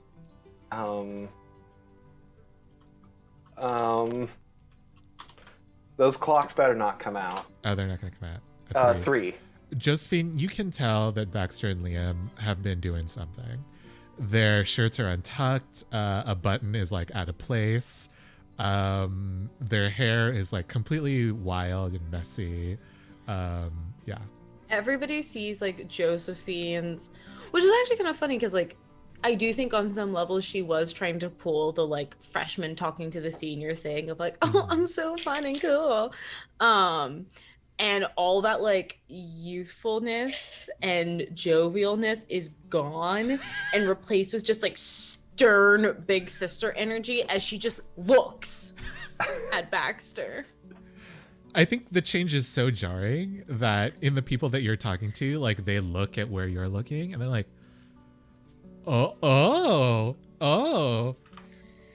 I am so sorry. Do they smell like mothballs? Uh-huh. Oh, we do. Mothballs and No, Ben no, Gay. No, you don't. Ben Gay. You know it's pronounced Ben Guy? No. I'm shut sorry. It is! Is it also Ben Geisy? Is it Ben Gazy? Pack it up. Demonetized. Alan and Allie are like, whose room? Whose room? I think Baxter kind of walks up. When they lock eyes with Josephine, Baxter reaches over and just grabs Liam's hand and kind of defiantly walks into the circle. Yeah, whose room? I don't know. I just walked down the hallway. It was fifth door on the right. It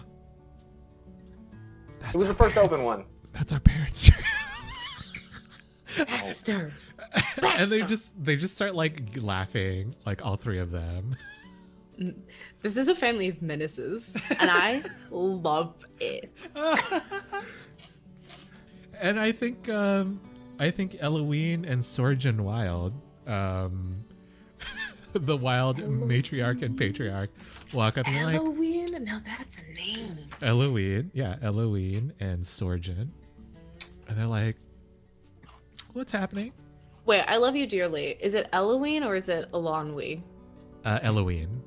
Okay, because you can read Elanwi as Eloise. Right. And they're like, what's going on? You twins are carrying on, laughing it up. I know something bad's happening. What's happening?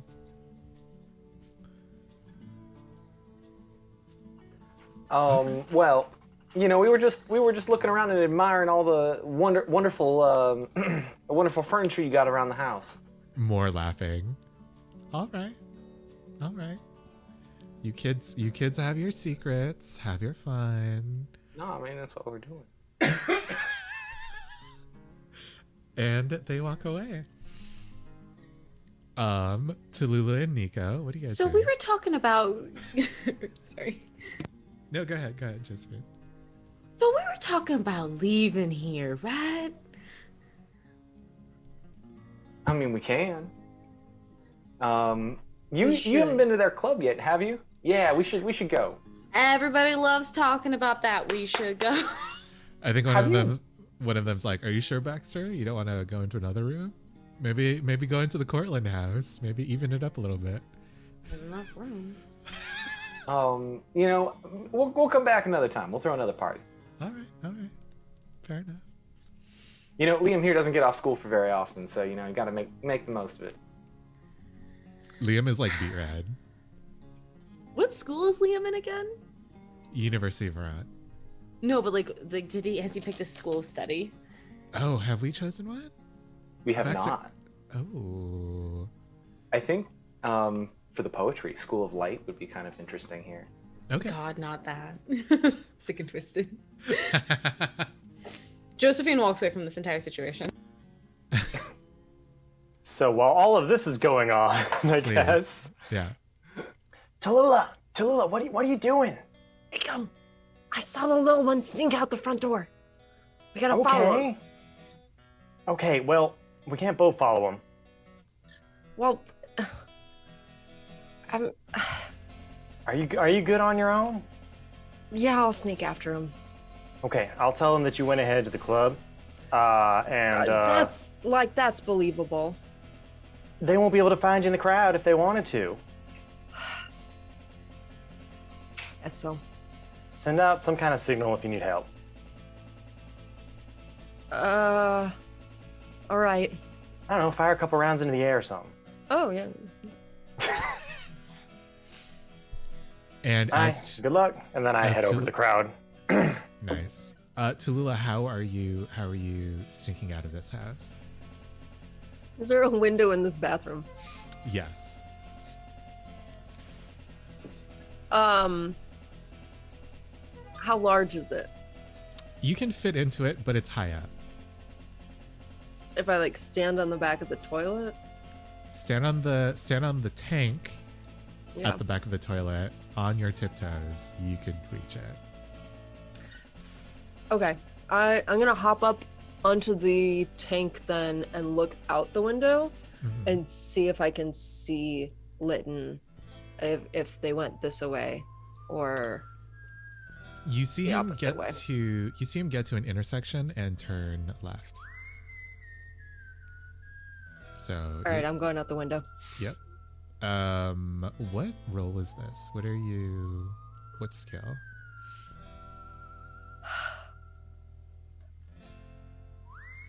Are you trying to be sneaky? Are you sneakily trying to follow Lytton?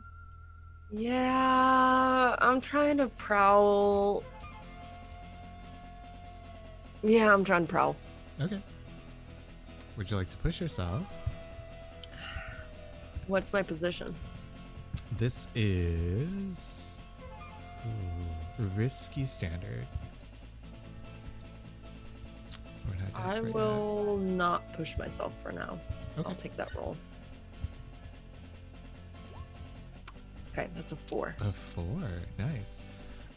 Yeah, you're able to do it. You kind of follow Lytton. Yeah. You like press up behind I don't know, like an alleyway when they turn to look behind them.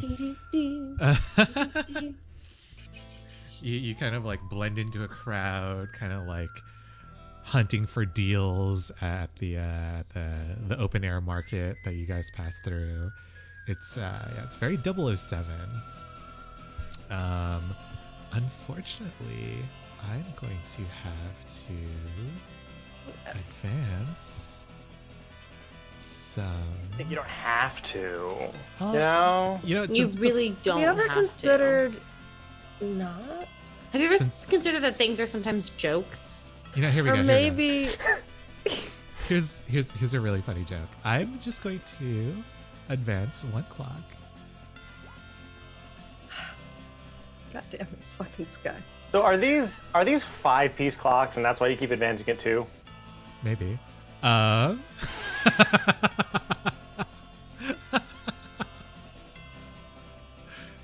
Alex is gonna get you. Alex is gonna get you. He's literally across the street. On the next break, I'm just gonna run across the street, follow Pull somebody in the fire Keith's alarm. building, and pull the fire. Fuck. Okay. Yeah, Tallulah, you're able to follow Lytton into the Square Dance Square. Okay. Does he go And- anywhere weird? Yeah, he moves in through the back entrance, and when you enter through the front, you don't see him. I'm gonna loop back around to the back Mhm. and try the back door. Okay, cool. So you are in the employees only section. I'm gonna carry that. Stealth, that Okay. prowl up through here.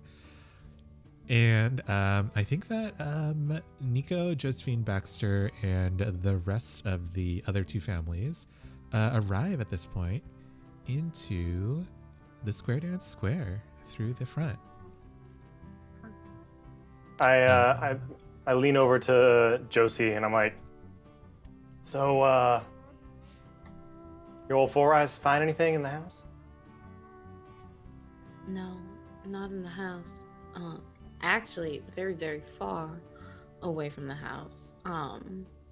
And really quick, just out of curiosity, how many people went with us? I think it's the entire crew minus May Cortland because she is pregnant. Okay. Also, really quick, welcome to Feywild and Out and your raid party. Thank you for Hey, joining us. cuties. Hi. Okay. Yeah, so while people are like hustling and bustling and doing that like entering the club situation and where are we gonna sit? Da, da, da, da. Josephine is going to like put the glasses on and look at everything. All right. This sounds like a roll. Can I help by sort of giving her a distractionary cover? Nice. Cool, perfect. I'm gonna use a tune. And what am I rolling at right now? This is risky. Ooh. Risky limited. Limited. Yeah. Okay. I think the setting is like so chaotic at this point. It's like peak hours. All right, I'm gonna use Nico's help to make that risky standard. Nice. Oh, also, welcome to Dice Cream Sandwich and your rating party. Hello. God.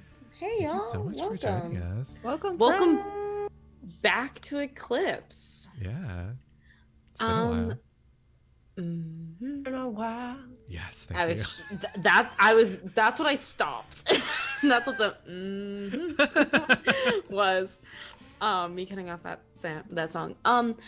Do we think that I should add an extra die or should I use my free push to change risky? Thoughts? How many dice do you get?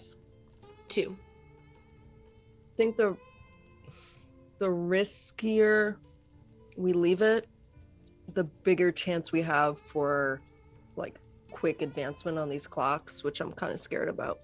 That's a Good super point. good point. I think the risk is generally the clocks closing. All right, I'm gonna make it controlled standard then. Oh, sorry. It was risky limited. Yeah, I'm using. I have 2 pushes. I have my free push from using glass magic. Oh, true. And I have my help from Nico. So that's what I'm using to push those forward. All right. Is it Nice. 1 grit if I push myself? 2 grit if you push yourself. Fuck it. I'm gonna 'Cause push it's- myself even further. And add an extra die. Okay. But it's one to help, right? It is Yeah. one One time. to help. Incentivizes And us, like helping Actually, out. can I just help you this time I think you can only get one help from. instead of your push? Because I would like to use foresight. So Nico is already helping, Oh shoot. and yeah, I think it's only one help from a team member. Okay. But we'll hold on to that foresight. Alrighty. Yeah. Let's do it. Okay. Not bad. I'm glad I did all those things. Yeah, it's weird. The sense that you're getting from these glasses is that the mimics are still far away, but they're directly under you.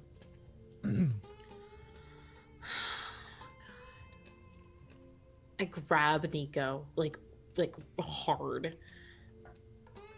He hasn't? They're underground. Also, Like- since go ahead. Like below the surface or below the city? Below the city. Below the city. Between the city and the here. surface. They're here, but they're real far. But I know that they're exactly beneath us. So Also, because it was mixed success, I am advancing. Well, what about the controlled? but Keith, we controlled it. That's why it's only one pie slice on one clock. No. Well, shit. What are we supposed to do? Should we... I mean, if we know where they are, should we tell Ms. Crane? Wasn't that what they wanted to know? Or do they want us to take them out? Keith, did they I want to know where they were, or do they want us to take them out? They wanted to know where they were, but like at this point, where are they exactly? I'll see if I can find one of them midnight people in the club. Okay. I can also see if I can maybe get a message. She did give you that card, although you tore it up. Listen, I have my reasons. Okay. She I gave didn't me say her nothing. personal card. It'd be really helpful right now, wouldn't it? You know what? Why don't you worry about yourself and the business that pays you? Such as Miss Crane.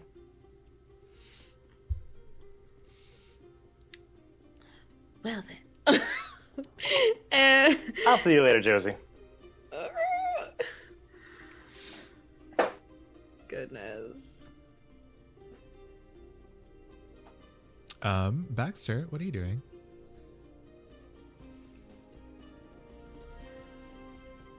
I think Baxter's been out of it, and he knows he's been out of it, but now he's having that, like, post-coital clarity.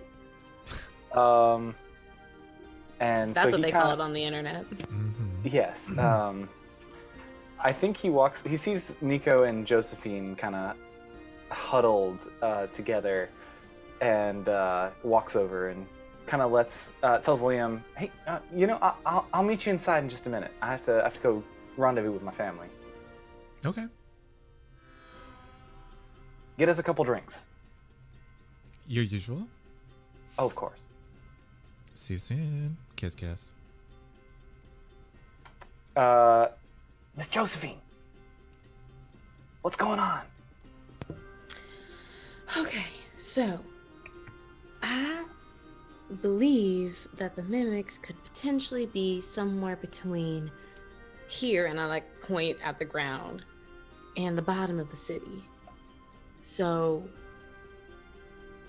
they're definitely in this longitudinal area, but laterally speaking is a whole different other question, and I don't know how we're gonna get low enough to figure it out, but Miss Crane only wanted to know where they were. We don't need to necessarily take them out, so I'm trying to rack my mind to see if like I can figure out a way to send a message to her or something, to at least let her know. And then I don't want to jinx it, Baxter, but anytime we go anywhere, it's a mess. There's always some monster attacking. There's always some problem that we're having. So I'm thinking if I can get a message to the Midnight Symposium sooner rather than later, if things go sour, they might be able to come here and provide some backup for us. Yeah, I think that makes total sense. If you want, I mean, they're not too far. I can just run it over real fast. Okay. And I'm going to reach into my bag and pull out like a pen and a paper, and basically just write like to the Midnight Symposium and just like explain, like we've found the mimics, they're located here, based off of like the information I have gathered and the like magical investigations that I've conducted. It is my belief that the mimics are not just in this location, but deep underground underneath this particular club. Da da da da da. And then I fold it all up, seal it, and hand it to Baxter. Now, wasn't Tallulah with y'all? Lula said she'd run on ahead. Where? Why don't you ask her if you find her? Here, Baxter. Obviously. She said she'd run on ahead here. But, like, she wasn't with the group. Yeah, she ran on ahead. Was she already inside? Beats me. I didn't see her. Listen, I can solve this mystery or I can keep an eye on Tallulah. I cannot do both. All right, we're burning daylight. I got a drink waiting for me. I'm gonna take that letter, and I'll be right back. Baxter, Okay, are you thank you. walking the letter or are you running the letter? I believe Baxter is running the Okay, letter. then this is a roll. I'm going to provide help by casting a like speed of wind spell on Baxter's shoes. Oh. How delightful. What am I rolling? Mark off that grit. This is risky standard.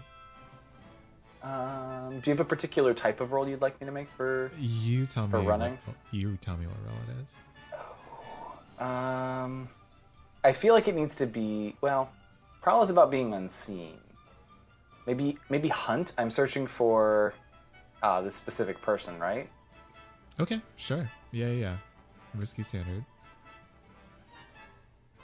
And I'm gonna use that bonus die as an extra, or I'm gonna use it as a bonus die.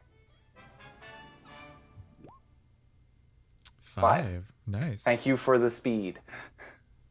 Yeah, you're able to make it just before like a huge group of tourists are coming into the midnight symposium. You're able to like get there right before they hit the front desk, and you deliver the letter, which immediately goes up to Riley Crane's office. And in a few minutes, as you're about to leave, she comes downstairs to join you, and she says, "So you found its general location? Good. I'm going to accompany you down to the square. We need to take out these mimics before they become a huge problem." No, I agree. My research is never good about these, but are you sure? I'm sorry. I don't mean to be disrespectful, but do we need to get anyone else?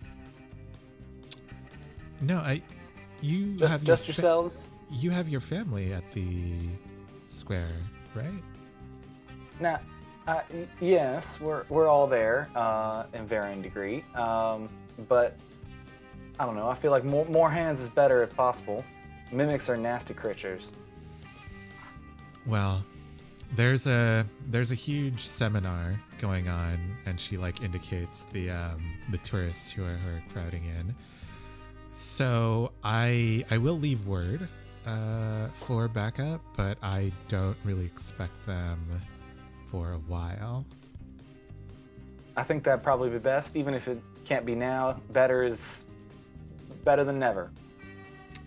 So she leaves that note, and she summons her ornithopter, and she says, "Get on. We can ride to the square." Is it cool? Her ornithopter looks. Do you remember Eve from WALL-E? That feel, but with with like a horse thing, flying horse. So just like so sleek, so smooth. Yep.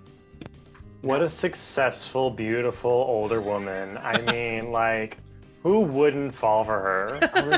She has style and grace and money and power and beauty.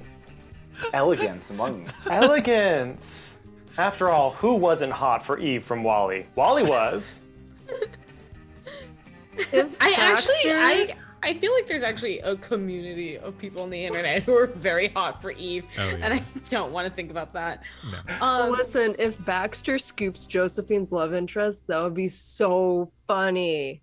Baxter is busy. Speaking All of, right. I'm Spends busy 2 entertaining hours. Liam. Spends 2 hours around the polyamorous family. Becomes I believe in him. polyamorous. Polyamory is spreadable. Like, Happy Yeah, Friday. I mean- I would know.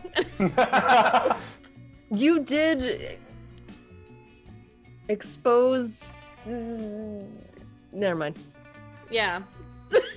Yeah, we got to keep the agenda under wraps. Tallulah, as Baxter and the good Miss Crane are speeding back towards the square, you are stuck in the employees only area. And Hell no, I'm not. Okay. I'm bodying that door.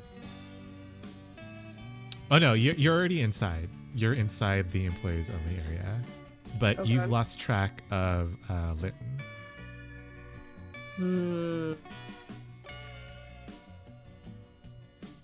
Is there a clear way to go downstairs? There is a cellar. Yeah. Okay, I'm gonna head towards the cellar. Okay. You get in. There's looks like a regular old cellar. There's like taps. I don't know, like extra booze bottles, kegs, etc., etc. Right, but like, I'm a little bit of an expert at cellars that look like they're regular but aren't. Mm-hmm. So I'm gonna survey this cellar for possible second cellar activity. Is this a survey or a hunt? Or a what? Hunt? Um, Hunt a target, gather information about its location and movements. Find the trail it left behind. fine, I'll hunt it. Okay. Risky standard. Okay. 5. No, a 4. A 4. Okay. Disadvantage. You are able to see, although it is very dark down here, there are like various footprints like around of people like getting different bottles and doing different things down here. But there is a specific set of footprints that seem to like be breaking the dust in a partially like abandoned part of the cellar. It looks like they're going towards a bunch of like wine casks, but you see that if you can wedge your hand in behind one of the cask shelves, it just like pivots out very easily, like a door. Oh. And behind it is a set of stairs going deeper down into the city, into the ground. Do you follow? Oh, I wish Jeremiah were here. Also, because it was a mixed success, I am advancing a clock. Of course. Stop the clock. What does it smell like down there? It is sickly sweet in the cellar. It is very like humid. There is a lot of like a dusty smell. But when you open the door and start to walk down the stairs downward, it smells kind of acrid.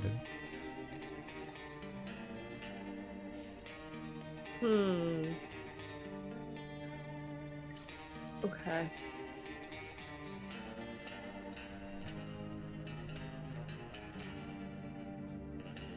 And it's just like a dark. I guess I peer over and see how far I can see down. You can so it's a set of stairs that have been like carved into the ground. So you can't like really look down to see like the bottom of the stairs, but you do notice that there is a light that is slowly like moving away from you. And also, if you look to your right, on the wall of these stairs, you see like a hook that you presume is where a lamp once hung. Oh, shit. Shit.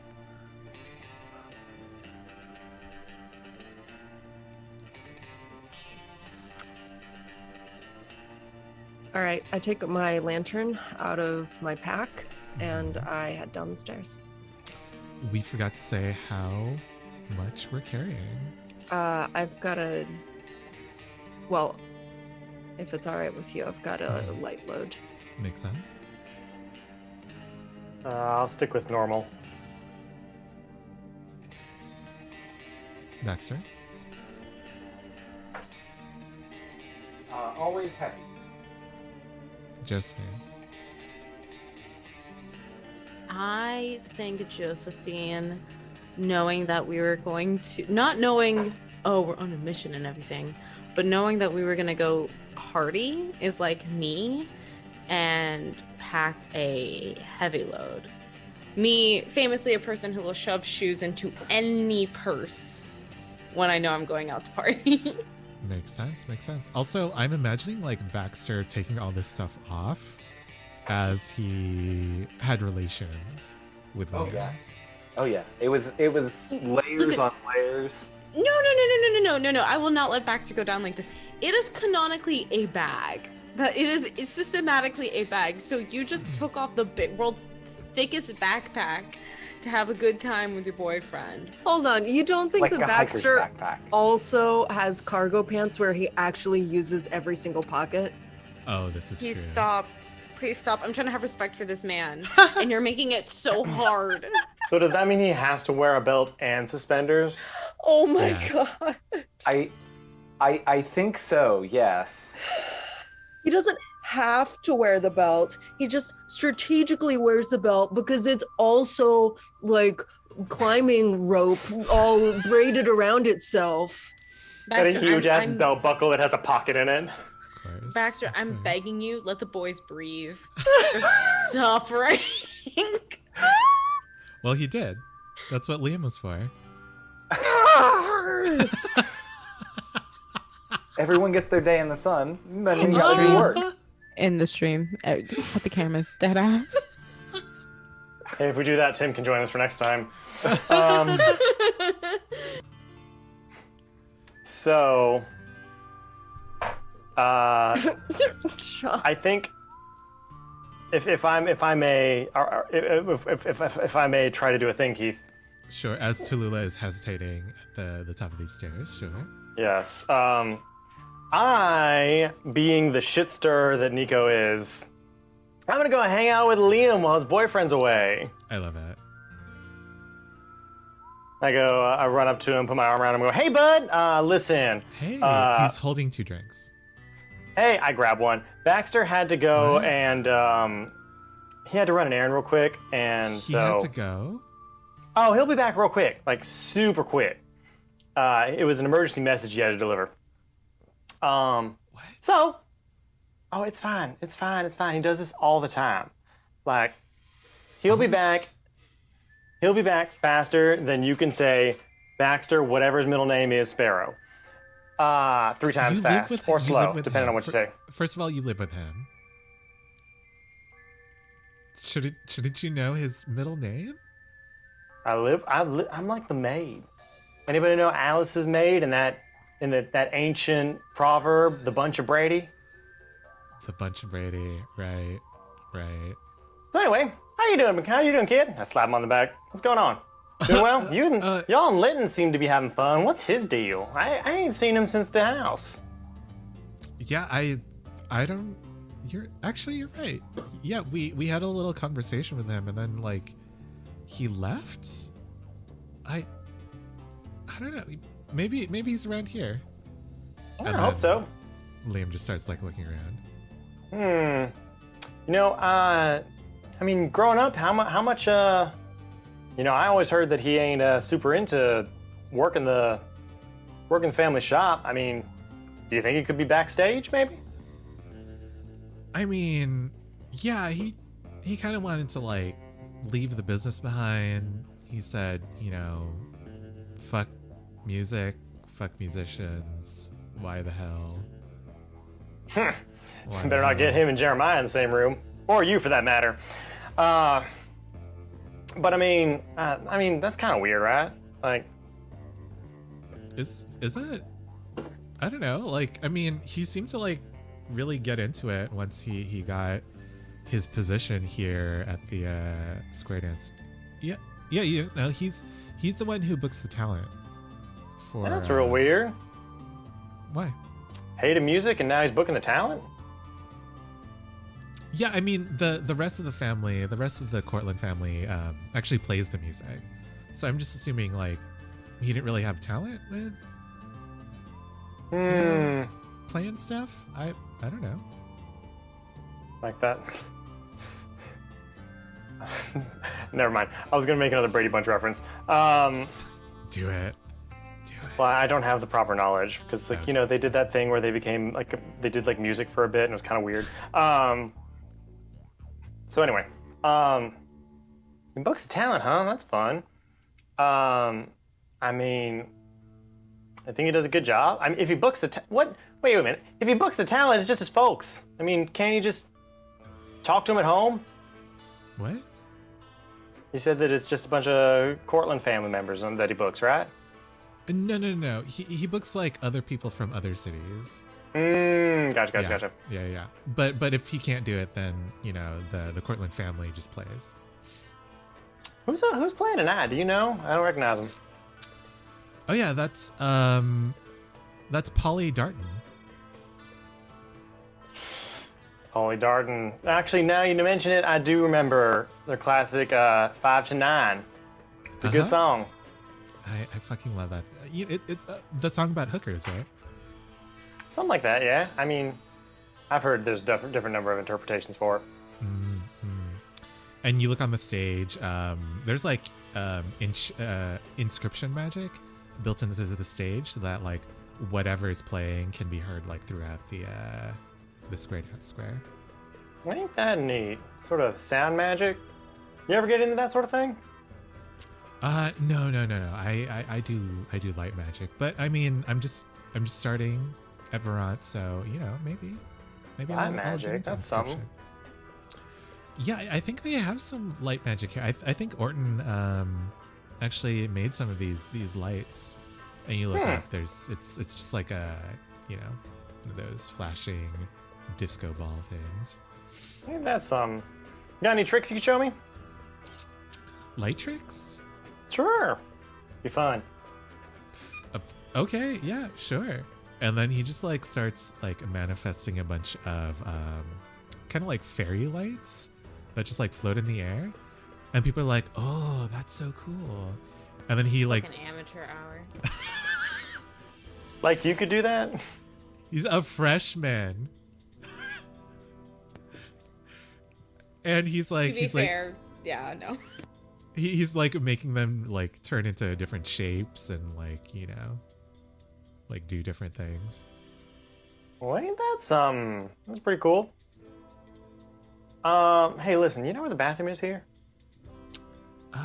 Yeah, I think it's just over there. Okay.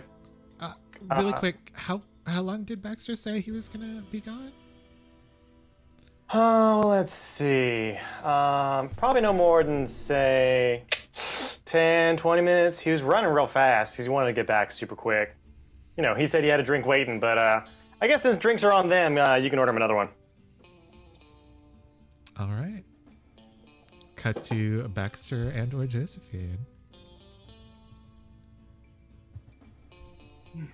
I think as we ride up on our ornithopter, I point to where Miss Josephine is kind of crouched out behind the building, and I'm like, "Oh, just down there. That's my good friend and my mentor, actually.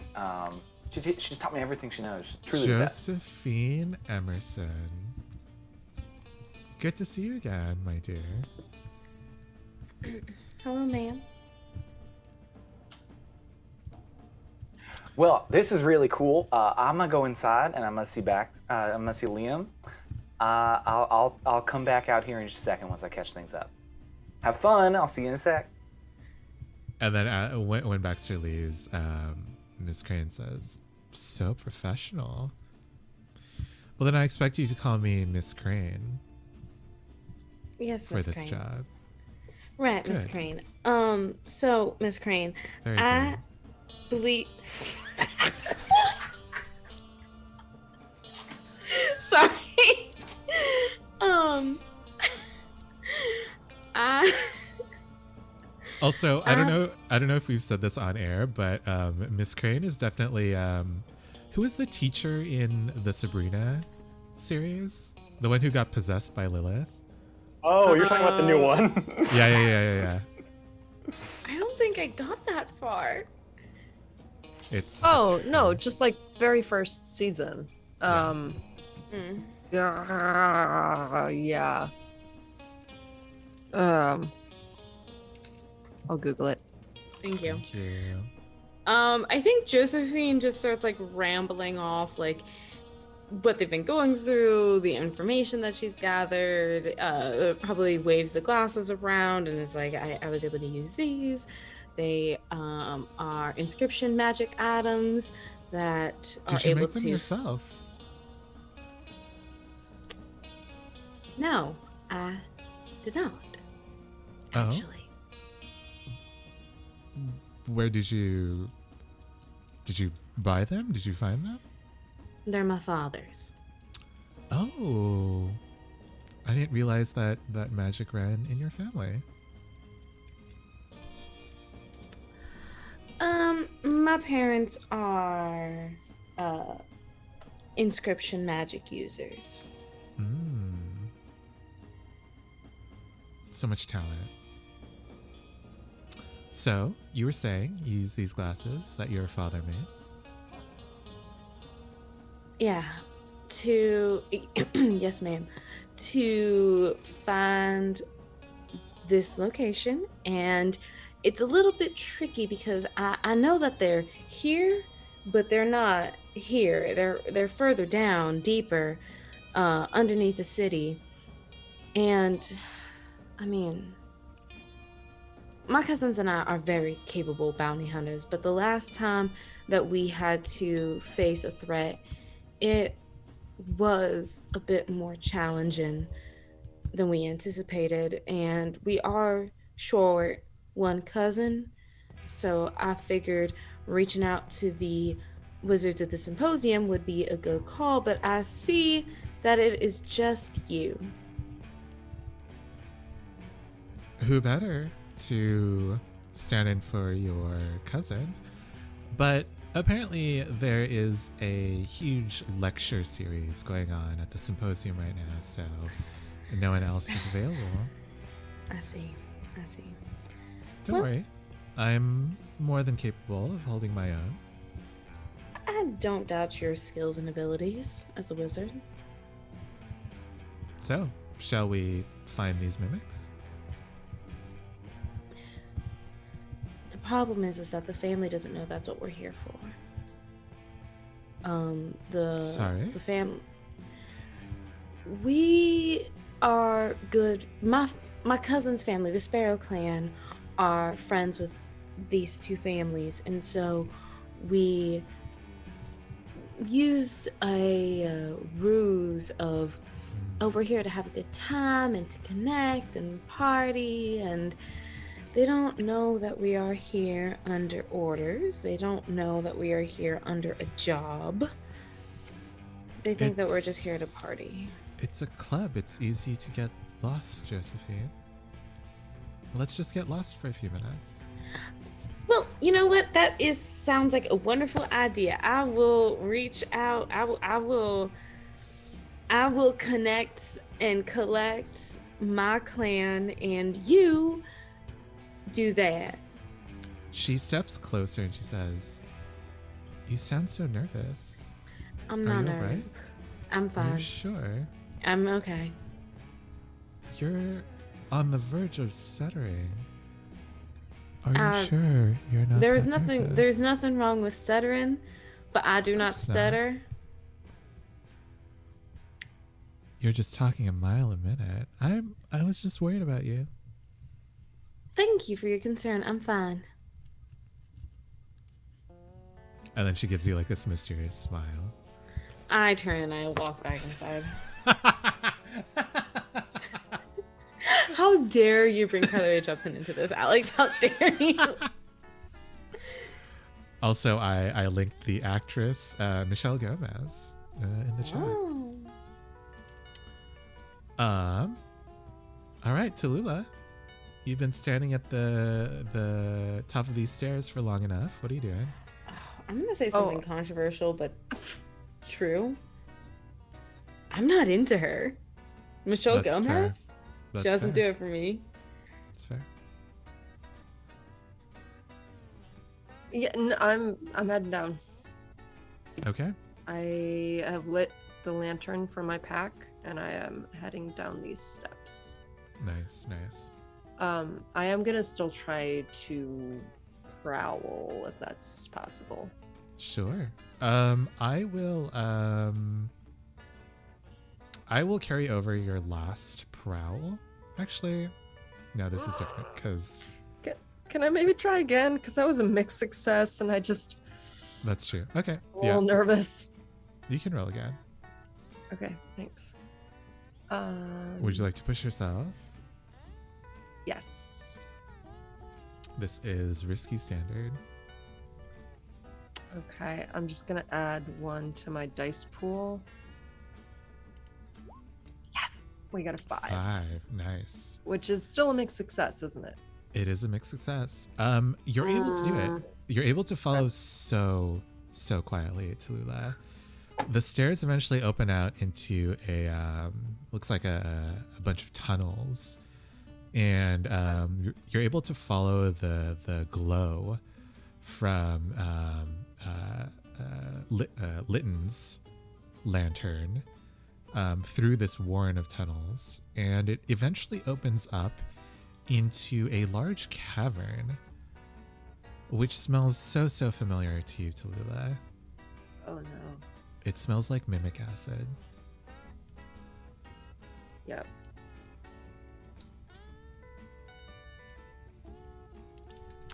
But since that was a 5, Fuck. I will advance. I'll let you choose, Guilty. Mm-hmm. The earth or the sky? Sky, because I'm Okay. kind of in the earth right now. Well, I'm in the city. Okay.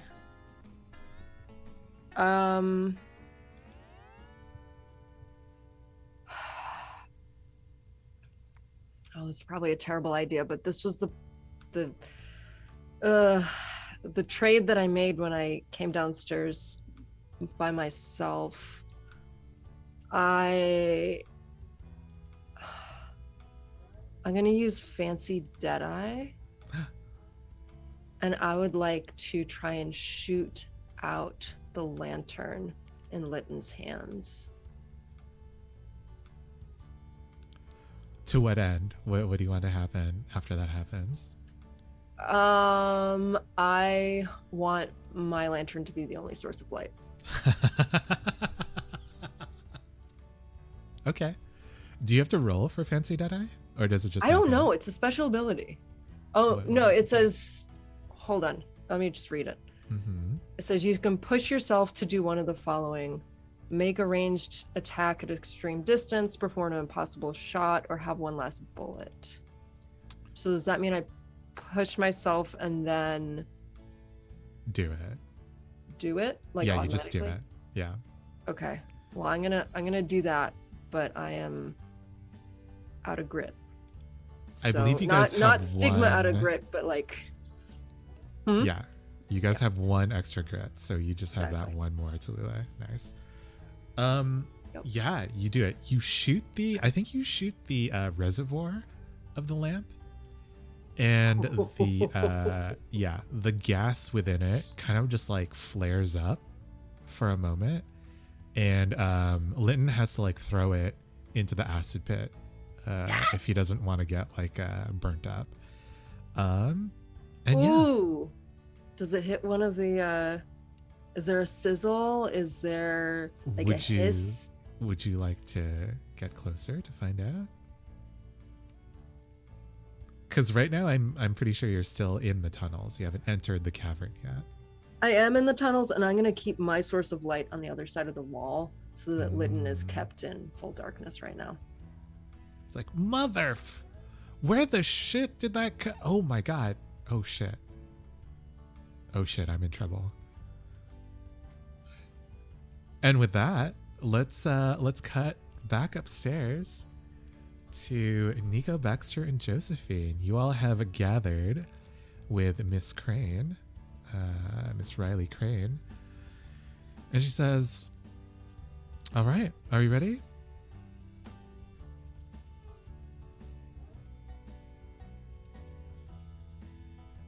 Baxter, you go see your boy?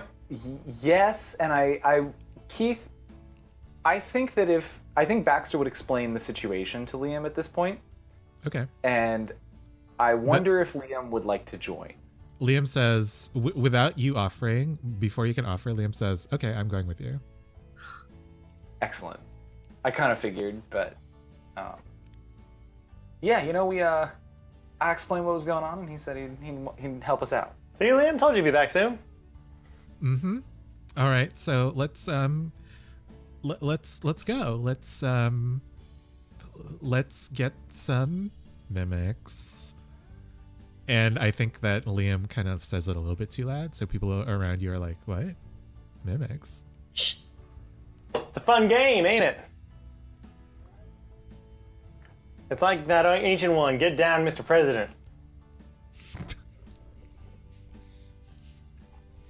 And then I immediately tackle Liam. I'm sorry. I'm not used to this. I'm not used to this coverts. Let's go. Let's find this. Let's do this. Attaboy. And I just pick him up.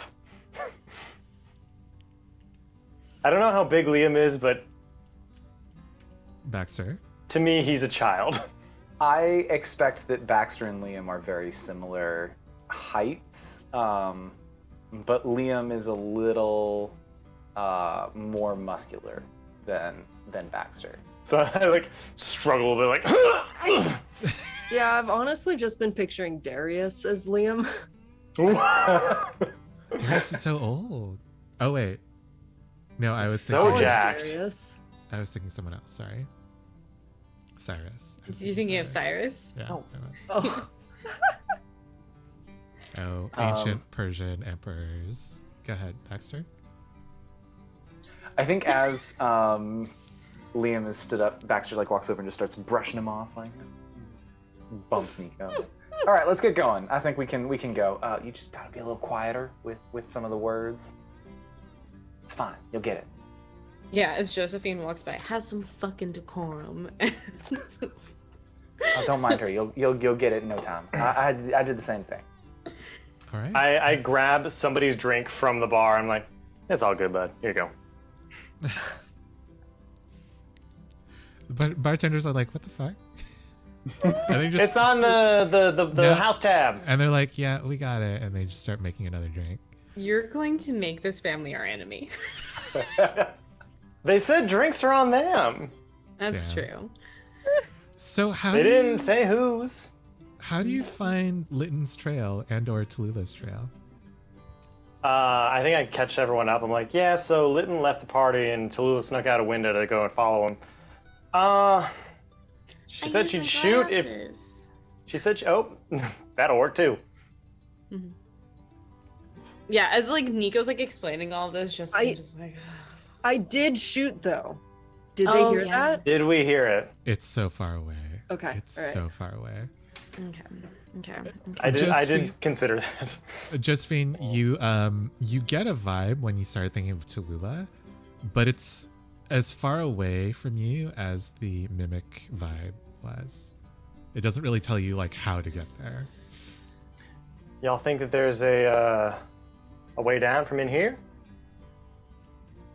I already checked the bathroom. I mean, they wouldn't put it in the front door. That's for darn sure. I wonder if there's any other ones around. I have a question. Scents are carried on the wind. True.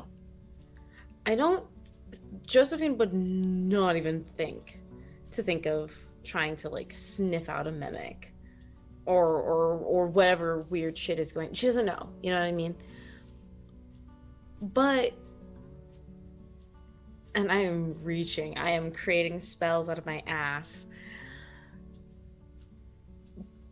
Do you think that Josephine could make a spell or use her magic to quite literally have like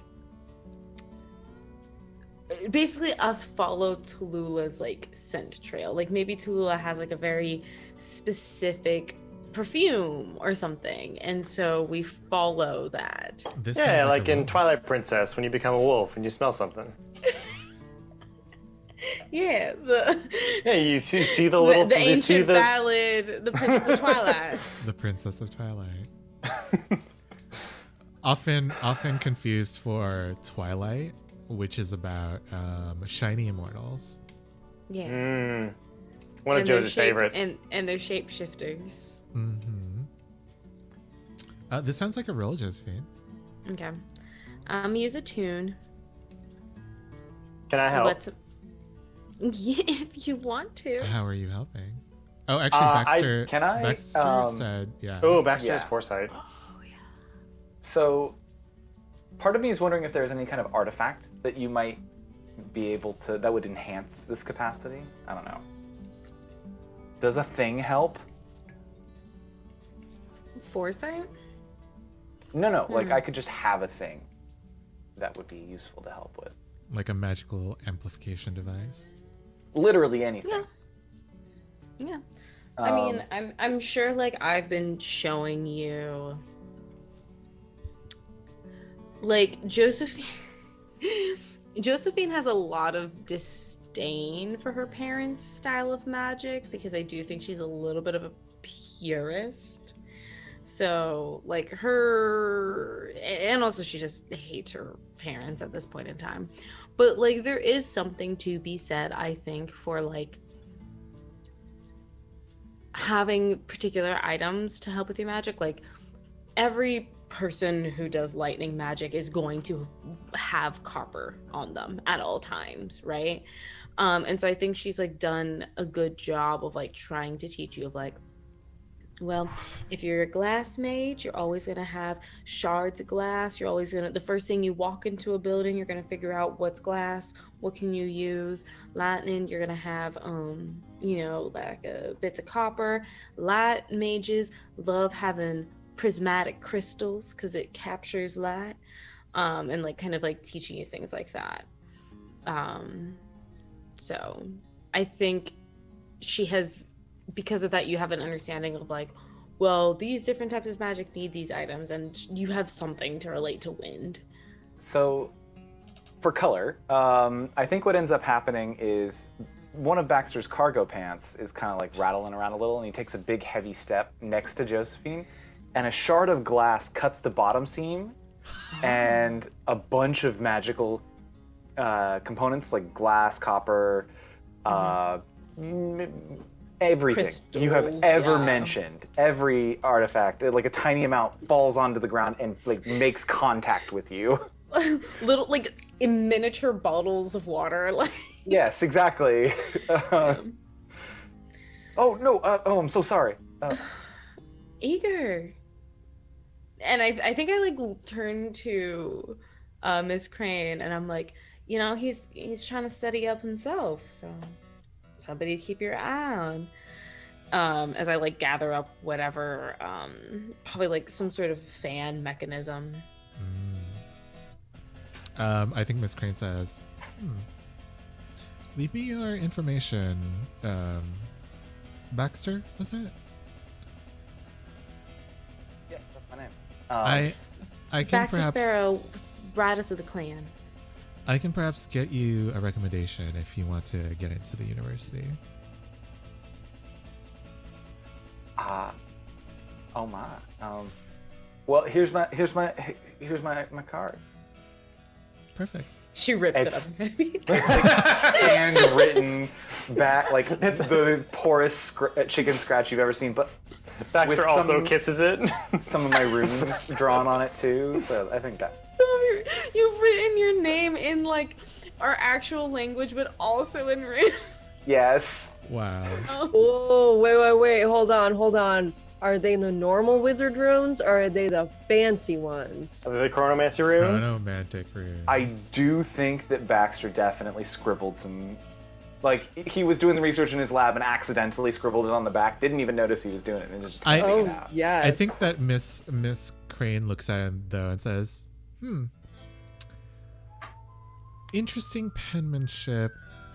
We'll have to start teaching you runes, my boy. These are nothing.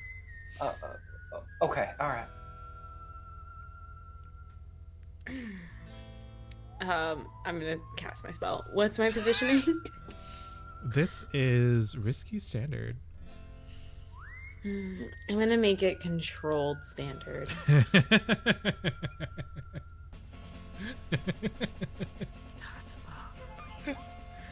Oh, thank God! Six. I saw the 2 first. Nice. What does this magic look like, Josephine? Yeah, I think it's like, so a lot of Josephine's magic has been like a lot of like stretching and pulling crystals and a lot of like scribing of runes and everything. But I think Josephine like takes out like her little magic rod. She doesn't extend it, she keeps it short, and she takes. Ooh. Do you all remember those toys where you would like pull the rubber band and it would like fly? Like People a are looking at me spinning so thing? fucking wild. Yeah, like it would like you would wind it up. Ads And then for you those would on TV. I've pull seen on those, it and yeah. it I'm would thinking of spin. like the Sky Dancer dolls. Yeah, that's what I'm thinking That's the of. one. Where like the Okay. skirts flip out and they like hover. It's like a Beyblade, but it flies. Yes, and So- also a Barbie. Yeah. So I didn't have those. I A just had the little banging TV propellers. show. Like, Oh, yeah. I didn't have the dolls. I just had the little propellers. So yeah. So Josephine basically, I think the magical item that Baxter had was like a propeller like that, and Josephine takes her like little glass rod and does like a bunch of like just movements in the actual air, like far more bippity boppity boo than you've ever seen her use magic before. In the middle of a dance floor. Go ahead. I thought we were downstairs. I thought we were Is on the dance she floor. is she like serving? Sorry. Like Yeah. Oh my God. Yes. Josephine Okay. starts Bippity. Happy voguing. Pride. Boppity. Happy Pride, y'all. Happy Boo! Pride. Goes from no dancing. Josephine Never been to a club. to Airing it up. Serving, just fucking on the house Yes. down boots. You Do are the dip! star. Do the dip! You're I the was gonna say, star and at the tonight. very end, she death drops and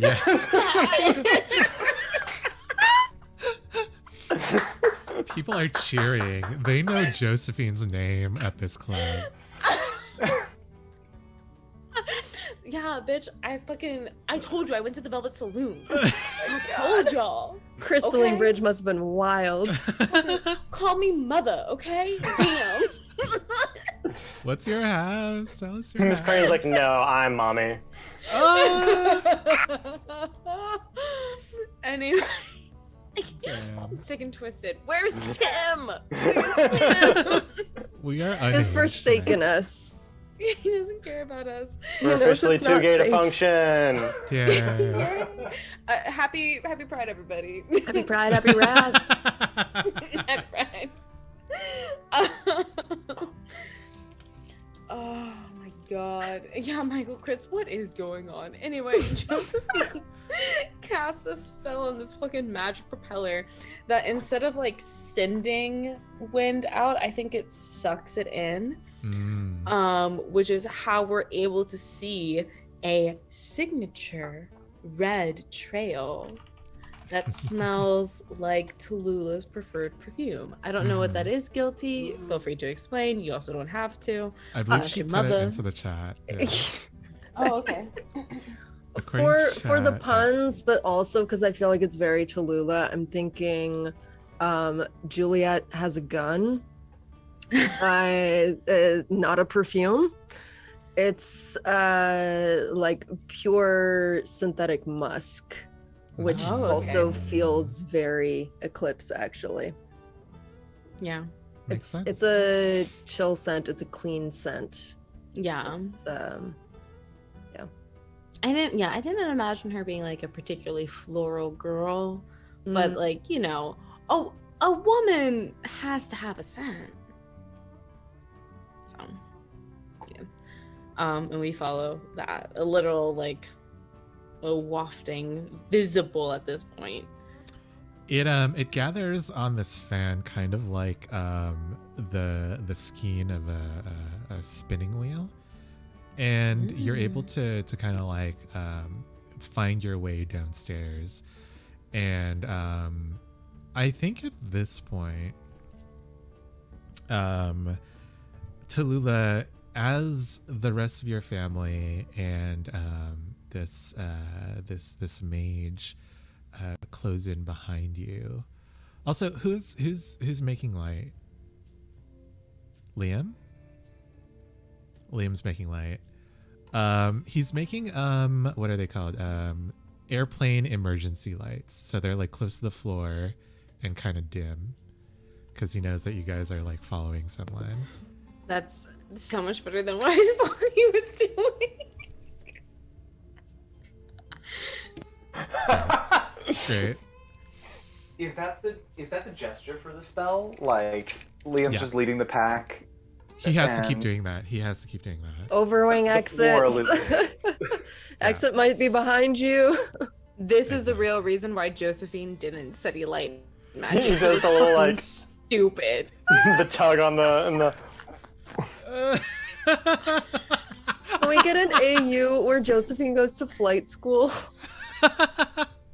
Please no, that'll trigger my ex. Fuck.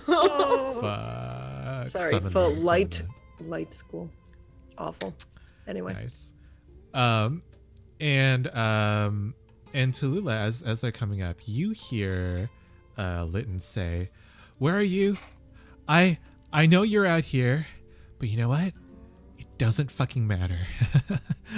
It doesn't fucking matter, because the acid is gonna do its work and wear away at the leg of the city anyway." All So right, you well, know that's what? all I needed. While he's talking, Yeah. I'm gonna use his voice to like guide me. Barrel in and try to fucking tackle this guy. I All right. am rolling Make a roll. brawl. That makes sense. Risky standard. Awesome. Let's Actually, go. are you still carrying this lamp?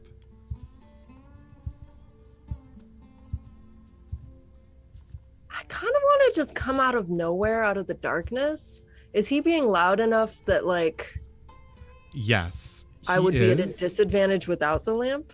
Or No. It's not how loud. You know where he is. You can tell Okay. where he is. It's that you're going to be in darkness once you get there. oh yeah. Is that okay? Yeah. Okay. I don't then plan on rolling into an acid pit, This is desperate standard. but I also don't think that far ahead. Desperate standard. That is a 4. A mixed success. Mark, an advancement for rolling desperate. Prowess. Yep. You you do it. You're able to knock him over. But because of that, I am filling in the last 2, actually the last 3 slots of these 2 cards. 3? Yeah. 3? The moving earth had 2 slots left. 3 though. It was a desperate roll. And as you do this, Tallulah, you feel a jolt as the acid from this mimic pit interferes with the mechanism of one of the legs of the walking city. And for the first time in your entire life, the city is at rest. And at the same time, even down here, everyone hears it sounds like an air raid siren to us. But all of you know that this is a warning, because one of the scales from the Eclipse serpent is about to fall to earth in your area.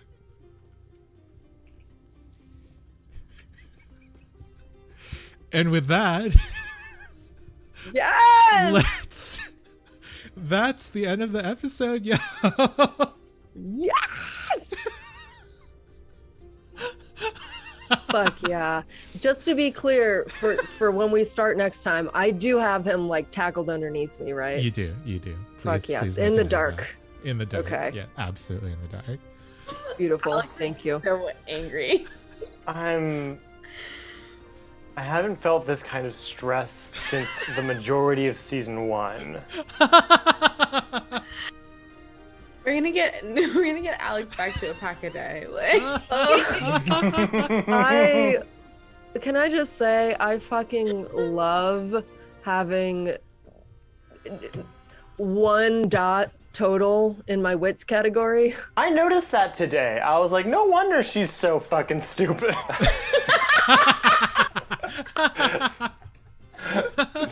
No wonder she makes the worst decisions possible. Literally 1 brain cell. Sometimes it's 2, but listen, Tim's not here, Tim's so not here. what can I say? Damn. fucking funny.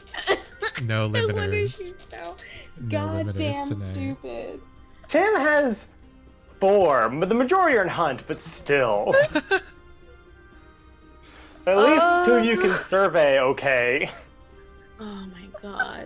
It's the funniest shit I've heard all day. How's everyone doing? Not I feel okay. great. Brushing up on my chronomancy. You dare ask me this question? I do dare.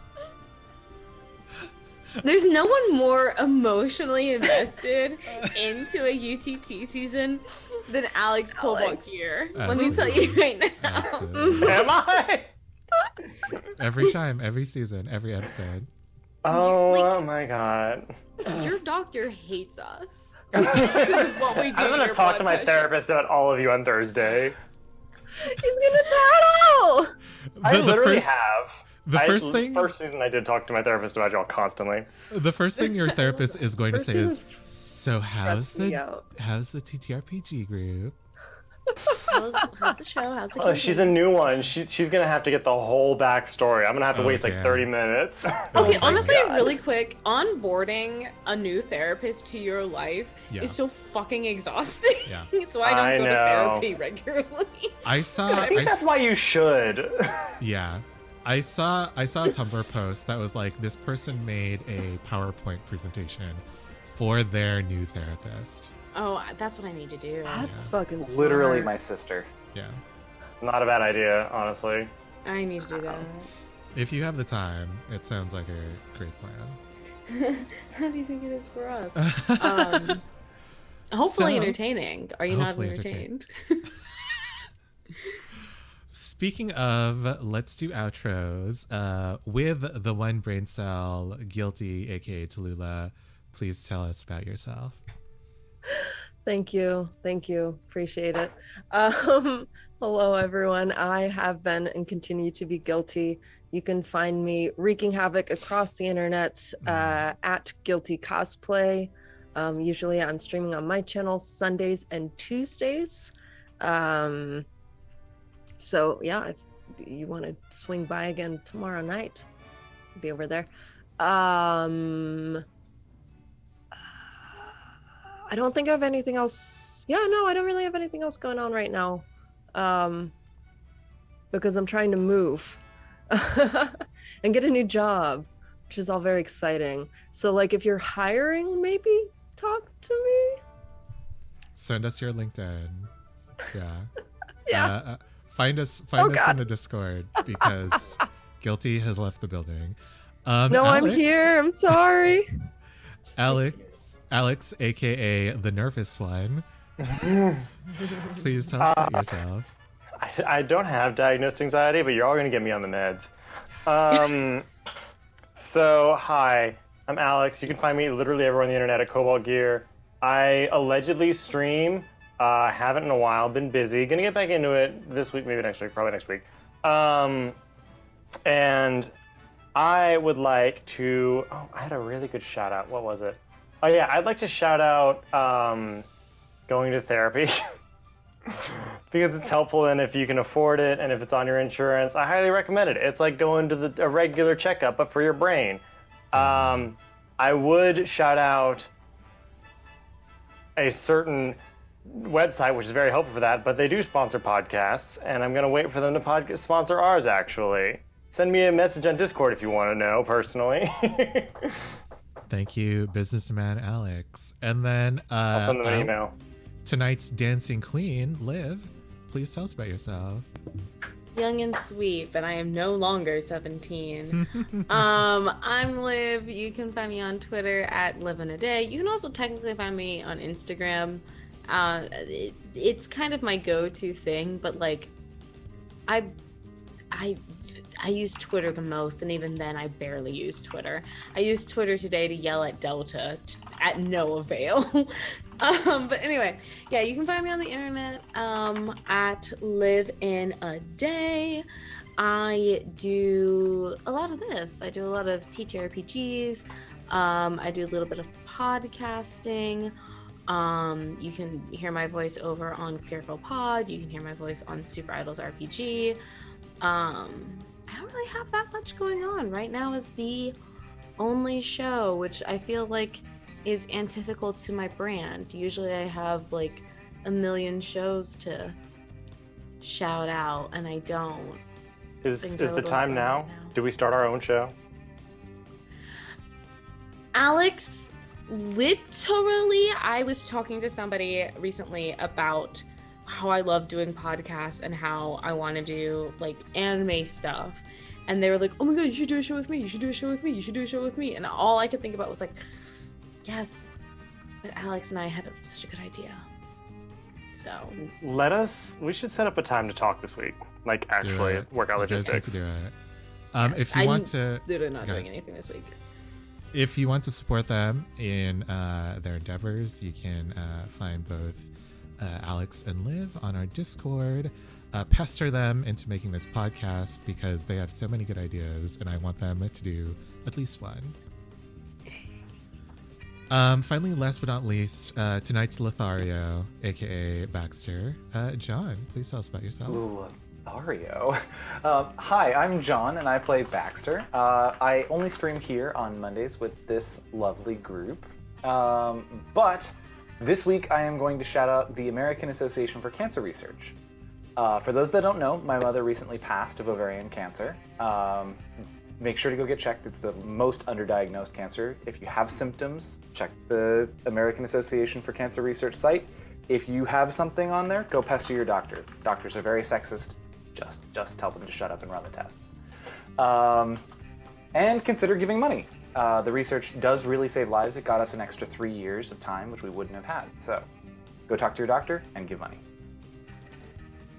I love it. Thank you, John. I have been your host and GM for tonight, Keith. You can find me here on Sundays playing Dungeons & Dragons, and then here, obviously, on Mondays, trying to play every other TTRPG. Speaking of, Liv and I are doing a special something with Super Idols, so keep your eye out for that. But for tonight, we will be rating the Dylan Dean, who are playing Coyote and Crow, which is, I believe, a Native American inspired TTRPG. So please send them our love. And don't forget to tune in next week here under the table. See you soon.